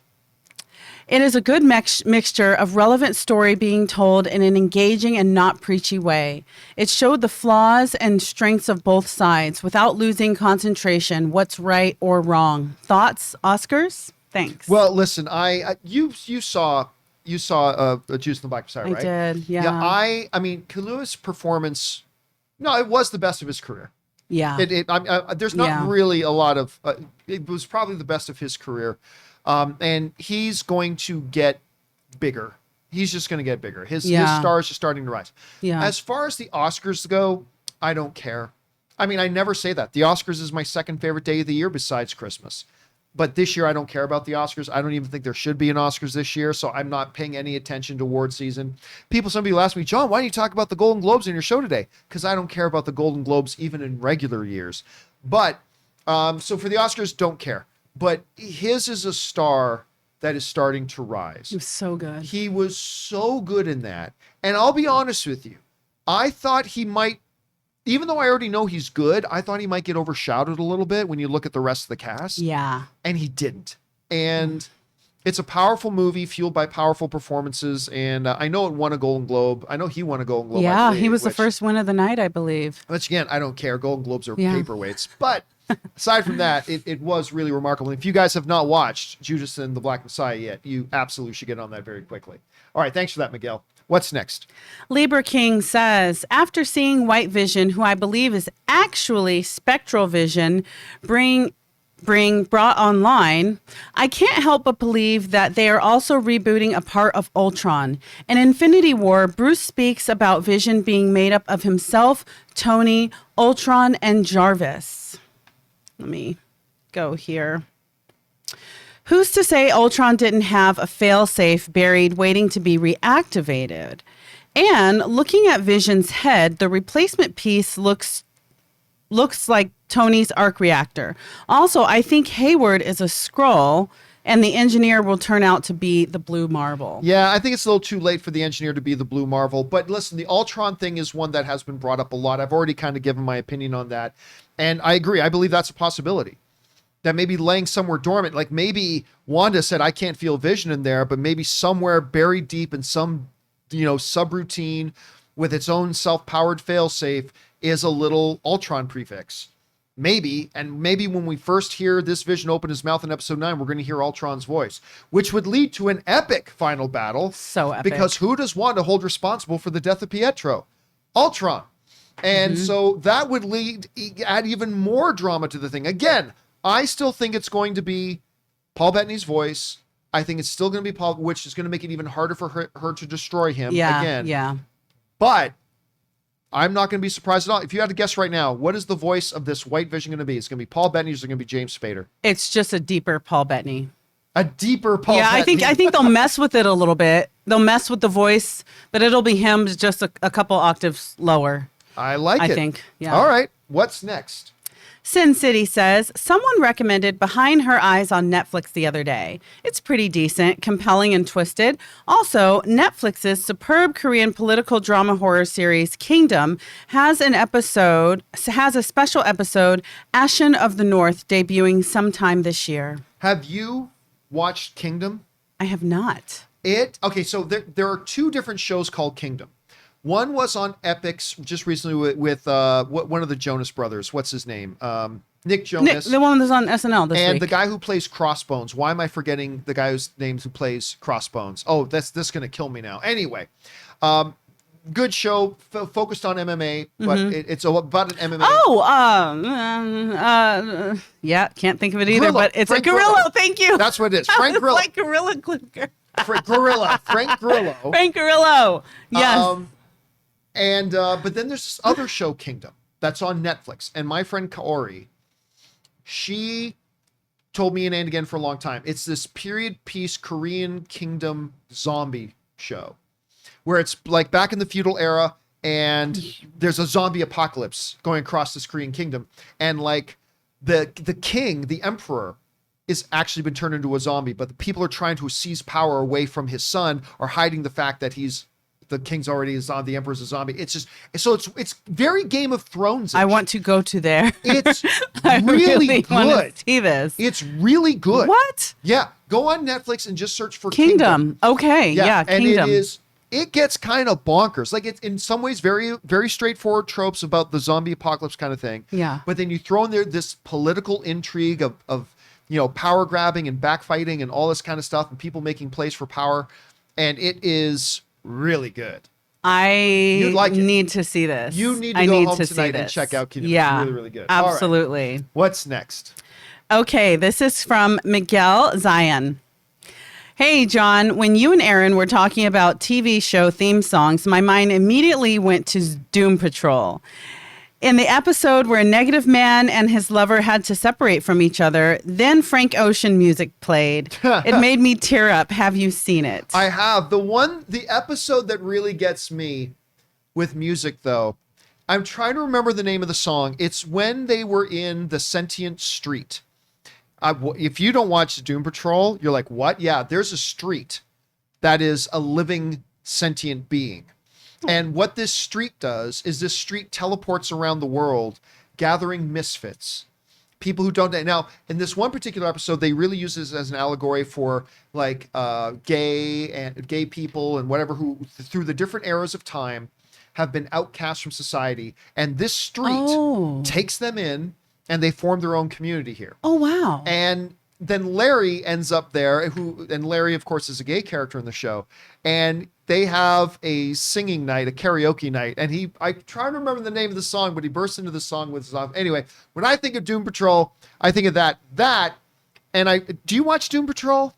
No. Oh my goodness. There's a scene, probably the funniest scene I've seen in any TV show in the last 3 or 4 years. And I won't give it away.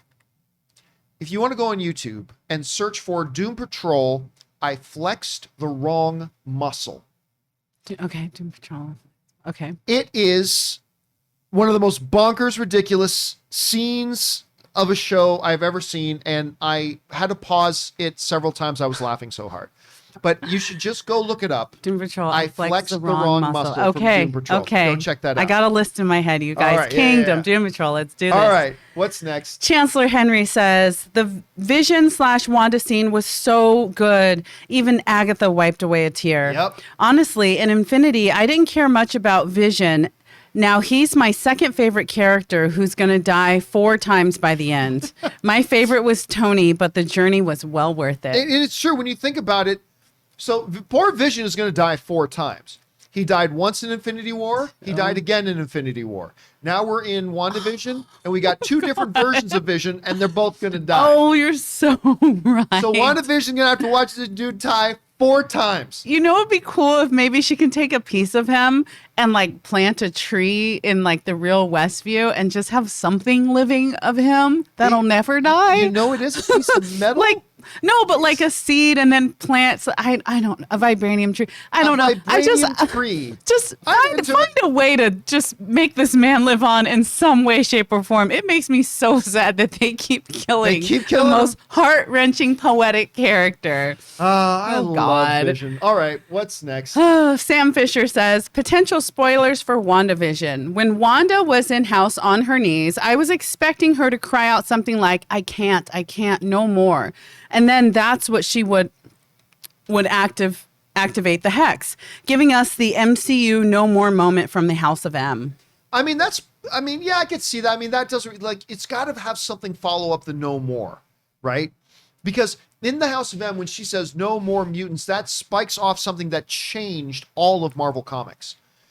Like when Wanda says that in House of M, it literally changed the entire landscape of Marvel Comics. But of course, mutants weren't there were now, instead of millions, there was now, I think, 198 mutants left in the world.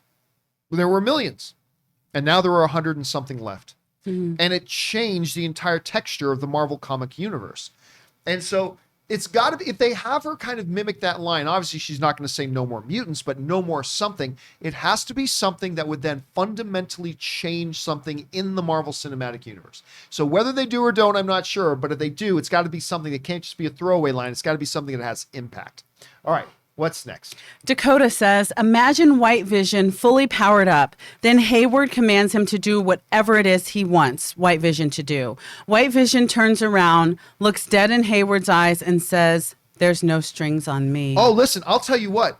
I completely believe. I've Stop telling me what to do. I've been told nothing. I completely, look, whenever you get a movie. Yeah.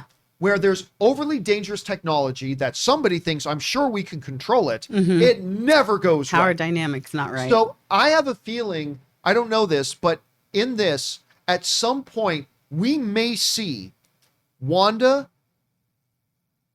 Fake Vision, her kids, Agatha, Monica, Hayward, and Sword all having to join up and try to fight this White Vision. I have a feeling it may end up that White Vision becomes the monster that was let out of the box. They thought they could control him. He's not. Hayward says, look, I was just trying to save a town full of people. I was just trying to save everybody in that town. And this was the only way. You made us desperate, Wanda, but now we got to team up and we got to fight this thing. Yeah. And again, I don't know that that's what they're doing, but that's my guess. What do you think they're going to do? It's possible. Now that I think of it, because his power is from the drone that she touched, and mind you, her power's her power. I don't know if the hex power is a different type of hex power or a spell or whatever. Right. But what if, in order to get him to die, she's got to bring down the hex? And in order to bring down the hex, obviously you got to let go of your dreams and your husband and your children and everything that gives you life. But,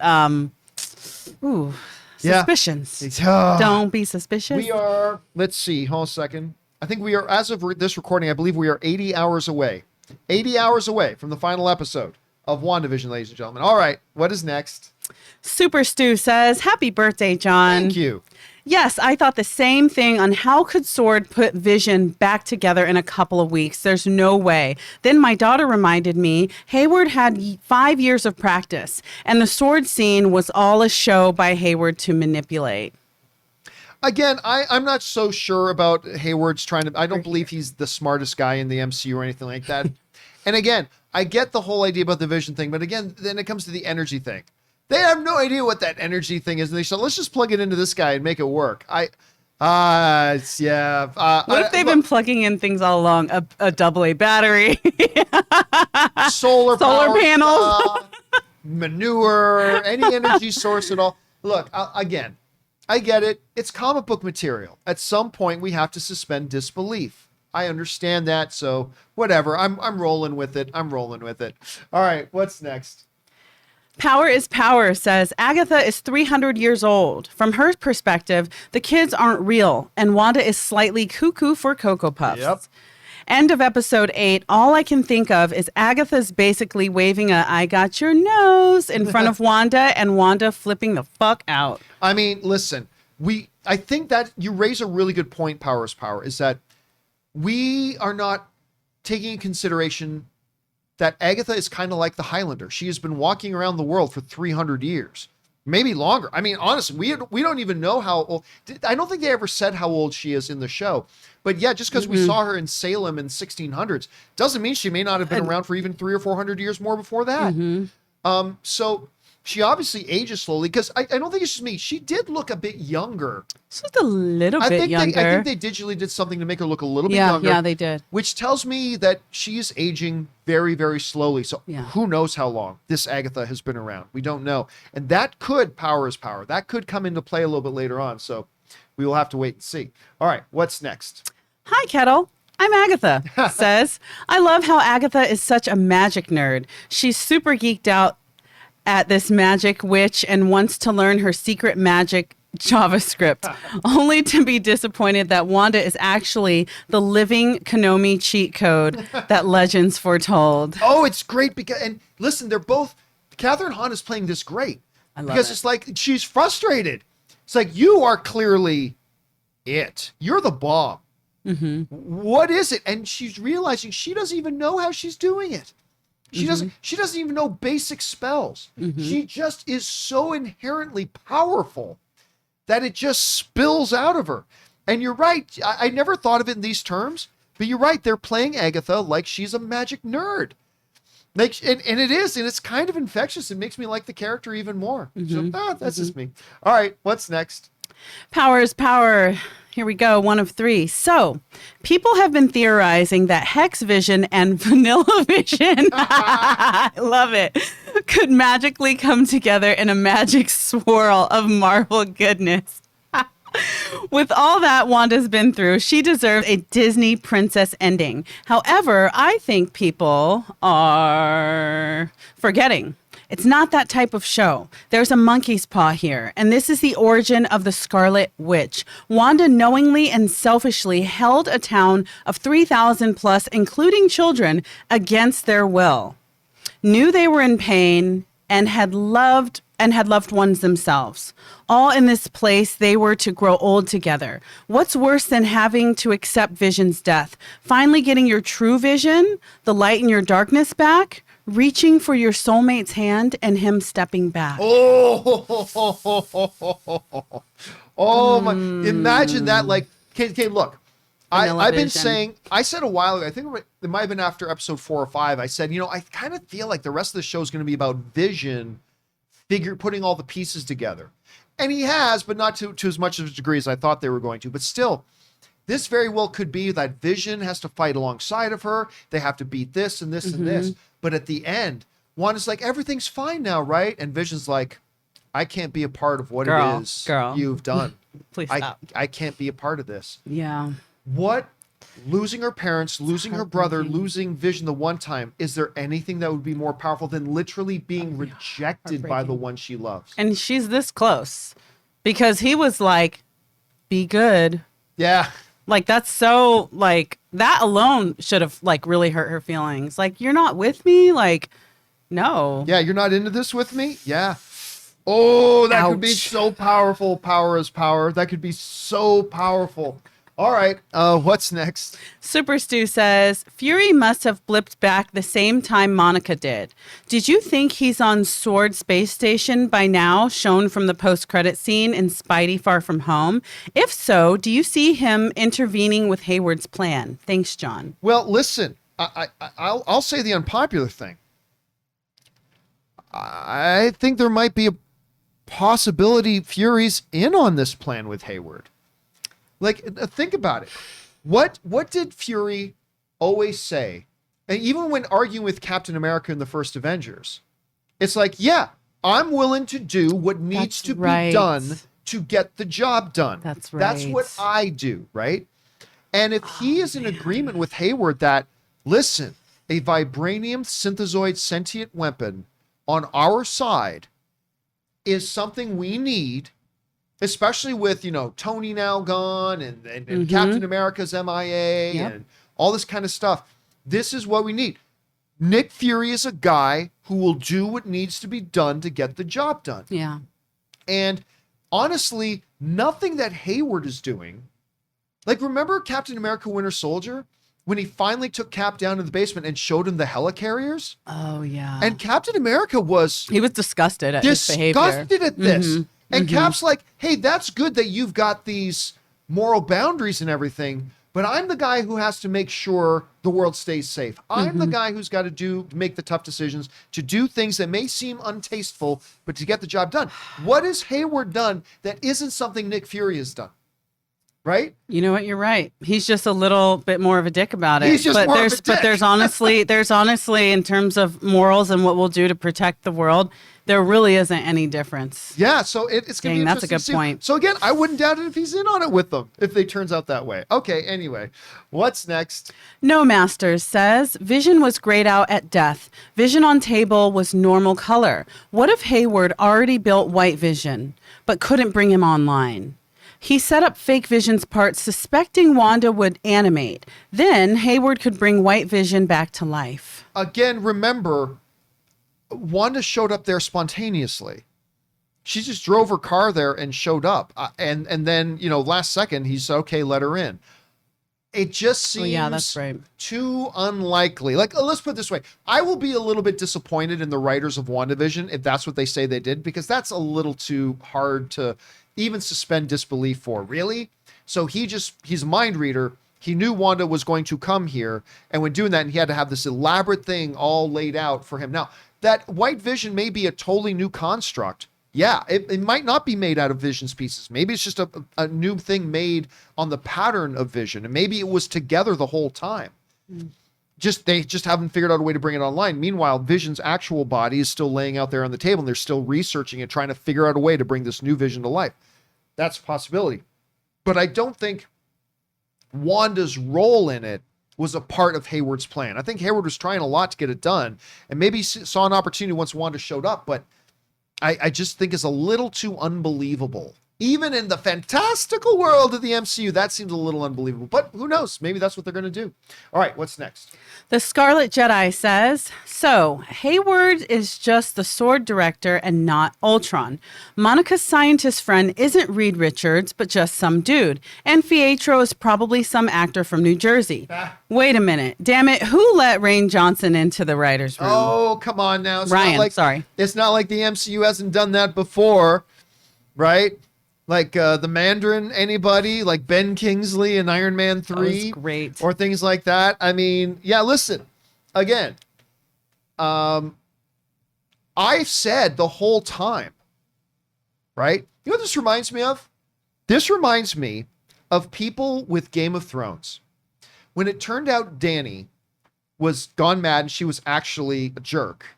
When the Mother of Dragons turns out to be a jerk. Oh, yes. Was like, sorry, it's been a while. How come they suddenly made her like that? I got mad because Ann and I had been doing Game of Thrones post-show things, and I have said for years, Dany's a jerk. Listen to what she's saying in these scenes. She's clearly underneath it all. She's putting on a knife facade. I said since like season 4. Dany is a big jerk, and this is going to go bad. People are like, no, she's great. She's the Mother of Dragons. And then when she went bad at the end, people like really bad. How did she just suddenly turn out bad? She didn't suddenly turn bad. I was telling you for years. It was right there. It was right there. So with the Hayward thing, I've said from episode, 4 that he first made his appearance? Episode 4, is that it? Yeah. That... if you look at what he's actually done, everything that he has said and done has been true. Everything he said about Wanda has been 100% true. Except that she actually stole Vision's body. So that was the lie. But other There's than the that, lie. yes. Hiding his own thing. But guess what? Fury told a lot of half-truths to hide his secrets as well, right? So, but other than that, everything that he has done, he's got a town of 3,000 people that are being hijacked against their will, living there. He's trying to go up against a powerful Avenger. And he's trying to figure... Now, it could turn out that Hayward is nasty. Maybe. I still contend from the beginning, the show has just shown him to be a well-intentioned jerk. A well-intentioned dick. Who is like Thunderbolt Ross in the Hulk story. He's a good guy. Well, depending on the Hulk story you're reading. But in the movies, Thunderbolt Ross is a good guy. It's just that he's an ass and a jerk and a dick sometimes. And I think that's the case. And if that turns out to be Hayward, I don't want people to going, but the show was always saying he was evil. No, they were not. I've been telling you they have not been showing him as evil. But we will see. We will see. I mean, there's still, listen, last episode to go. I've had a lot of theories been right. I've had a lot of theories been wrong. We could get in the last episode and every theory I thought was wrong turns out right, and every theory I thought was right turns out wrong. I mean, they could totally flip the script on us with one episode, so let's see where they go.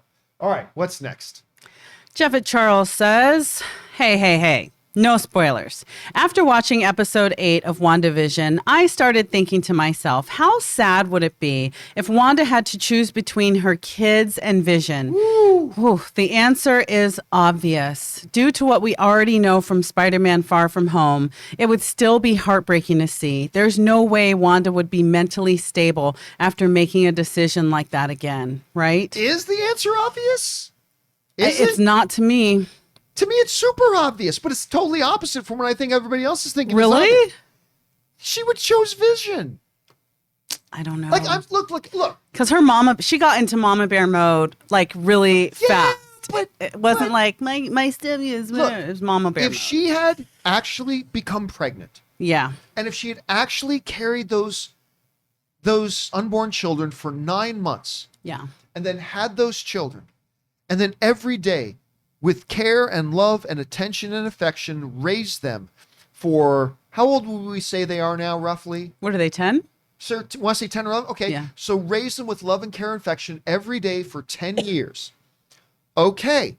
Yeah, that happens. And she's got to choose between her children and her guy. She's probably going to choose her children. 72 hours ago, these things never existed. These two little hellions running around never existed. Is that all it's been? Gosh. They just didn't even exist. She's known these things. She hasn't had them for 10 years. She's known them for 72 hours at best. Meanwhile, she's known Vision for years and been in love and all that kind of stuff. Tough decision, maybe a little tough. She's a ride or die chick. I think she's picking Vision if it comes to that. I could be wrong. Maybe she does pick Vision and Vision says, no, my children. Sorry, Viz, you're not actually their dad. But I don't know. I could be way wrong about that. This is my thought. All right, what's next? MD says, sorry, more Wanda talk, but I wanted to shout out Laura Donnie, the writer of WandaVision episode 8. I counted 18 different viral tweets that had 100,000 likes or more about Vision's grief quote. I looked up the writer's Twitter and she said it was paramount to the writers of WandaVision to not just look at where Wanda has been, but to spend time with her there, to give space and a voice to her grief and to her loss, to watch her take shape. Sorry.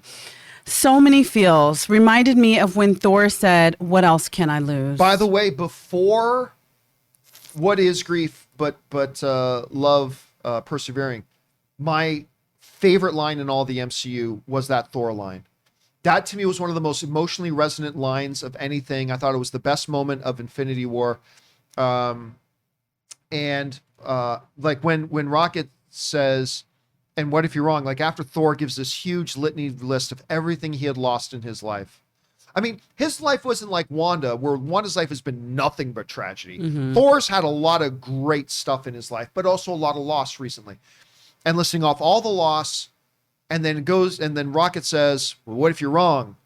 And he says, then what else do I have to lose? That emotionally broke me.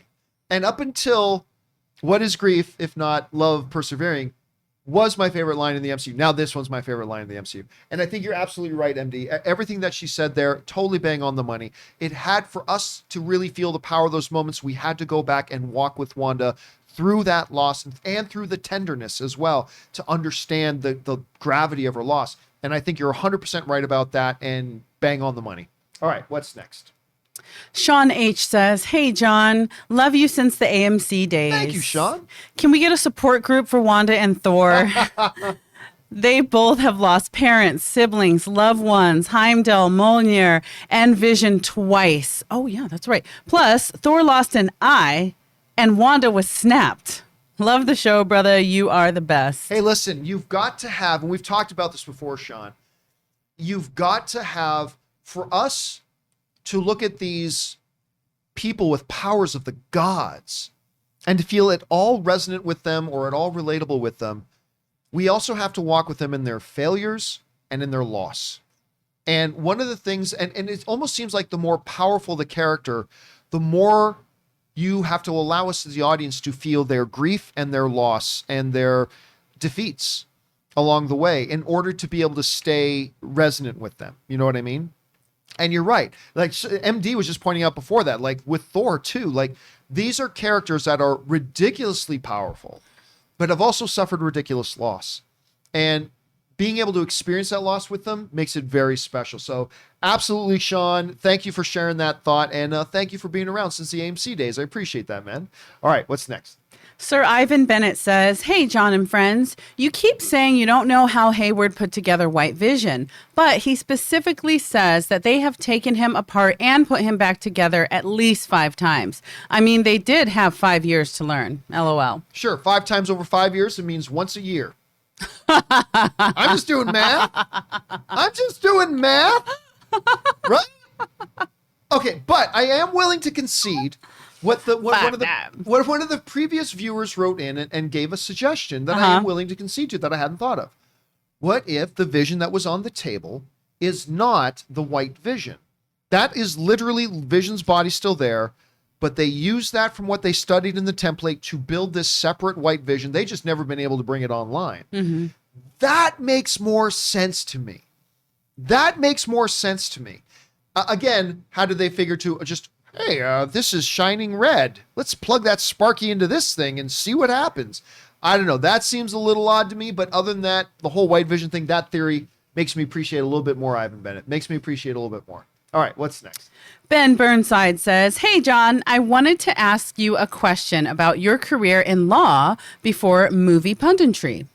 Did you enjoy it? I wanted to ask because I want to do hobbies and careers that aren't exactly the same, that aren't exactly job secure, such as movie blogging or filmmaking. To be honest, but before going into those ventures, I want to establish a career for myself that is more of a backup plan in case I don't financially make it into my own ventures. I want to like my backup career, though. Recently, I was thinking of maybe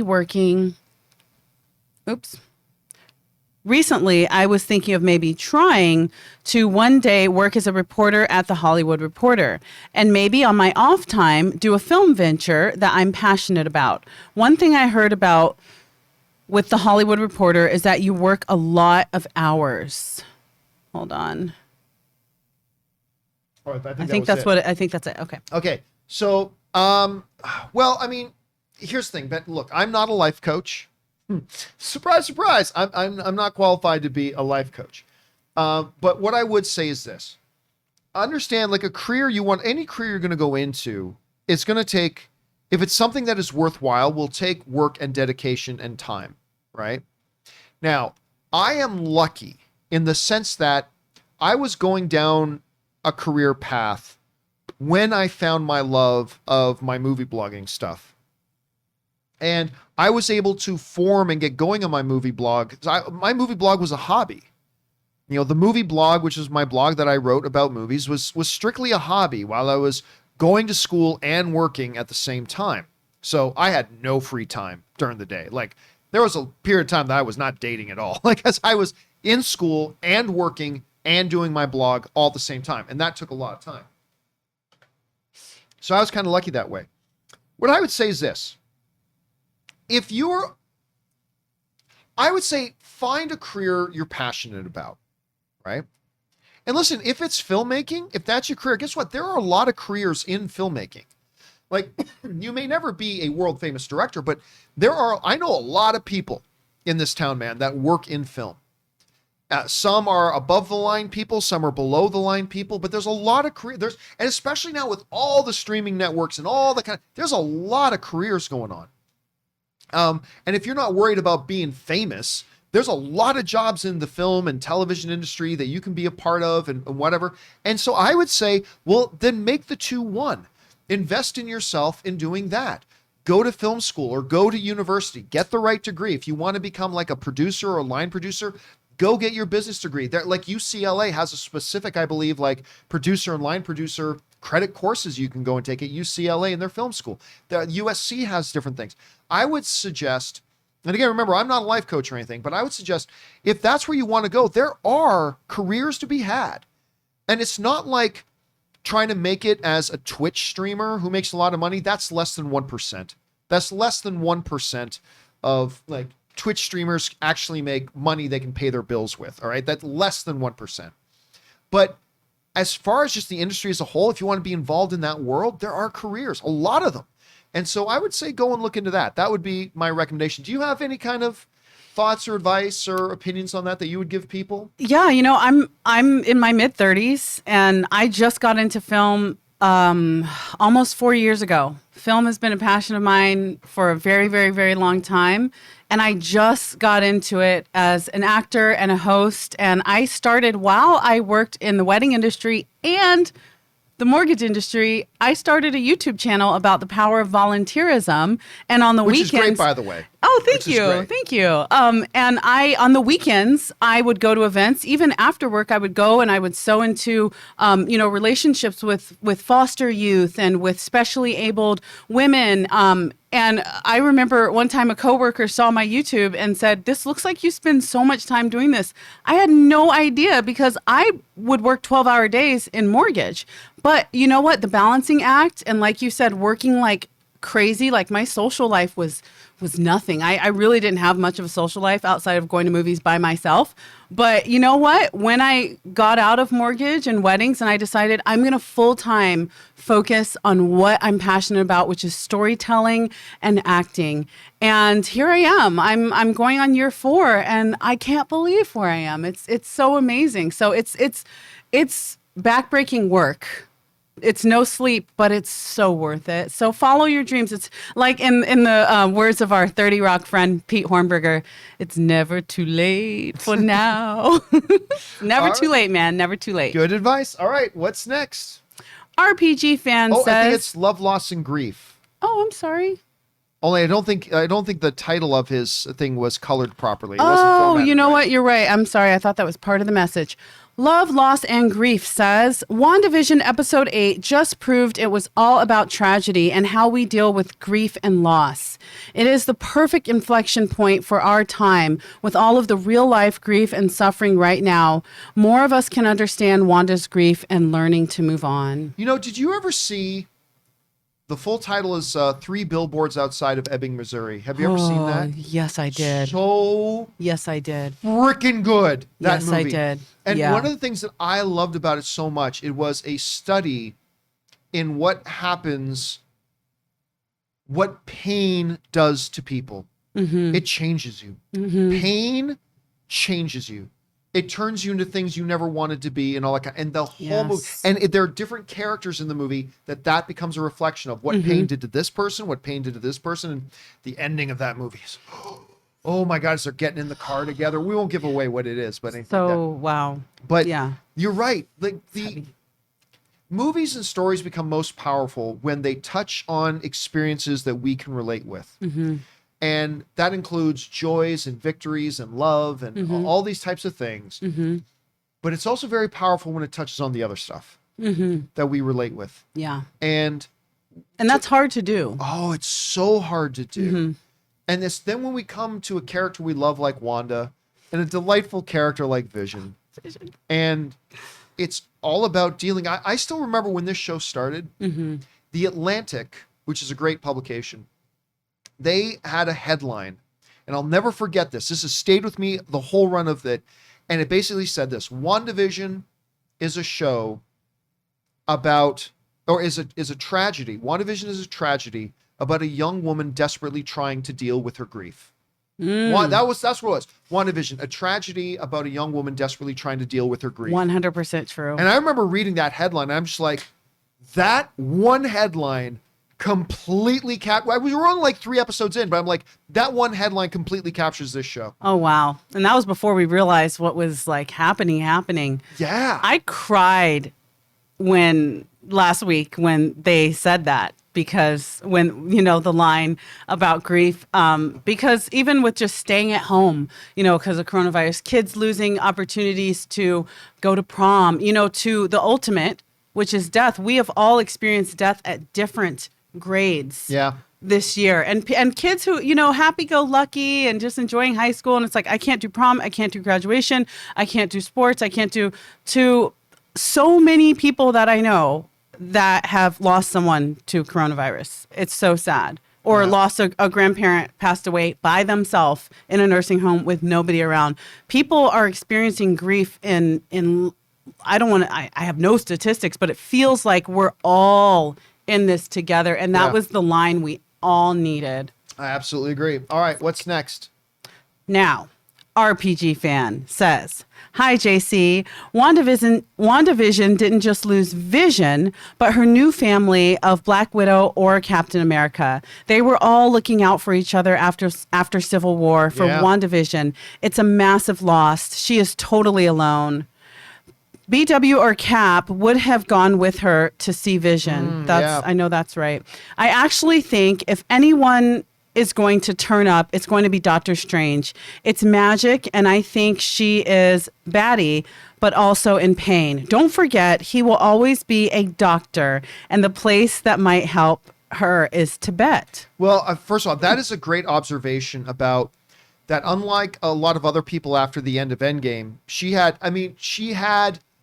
Hawkeye, but he's probably gone back to his family. I mean, that's where he needs to be. She is utterly alone. She had been gone for 5 years, snapped out of existence.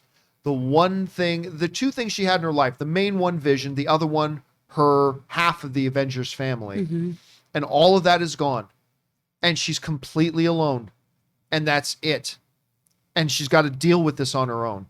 And she's in total grief and pain.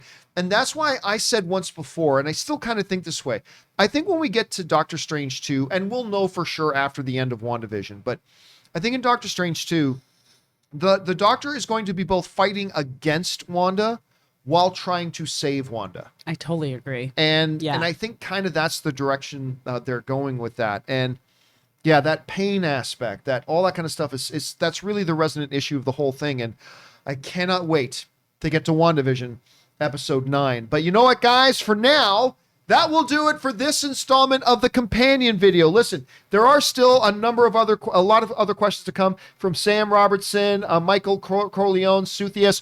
Do not worry. We will pick up on your questions right away tomorrow on the John Campea Show. When we get the live questions, we'll pick up from there. But for all of you guys who have sent in those questions, thank you so much. Not just because you gave us great, fun things to talk about, but also when you send in the questions, you support this channel as you do it. And all of us in here involved with the John Campea Show, thank you guys very, very much for that support. I also want to thank the wonderful Kimberly Curran for being here. Kimberly, where can people follow you online? So I'm on Instagram. It's under Was Good Kimberly. And if you want to check out my YouTube, there's no new episodes right now, but it's called What's Good Kimberly. So Instagram Was Good KIMBERLY. And we'll see you again soon. And thank you to you guys. You guys can follow me on social media, on Instagram, Facebook, Twitter, all that kind of stuff. Simply at John Campea. That will do it for me for now, guys. Please do the 4 main things. Stay smart, stay safe, take care of yourselves, and please take care of the people around you. Until next time, guys, my name's John Campea. And until then, bye-bye.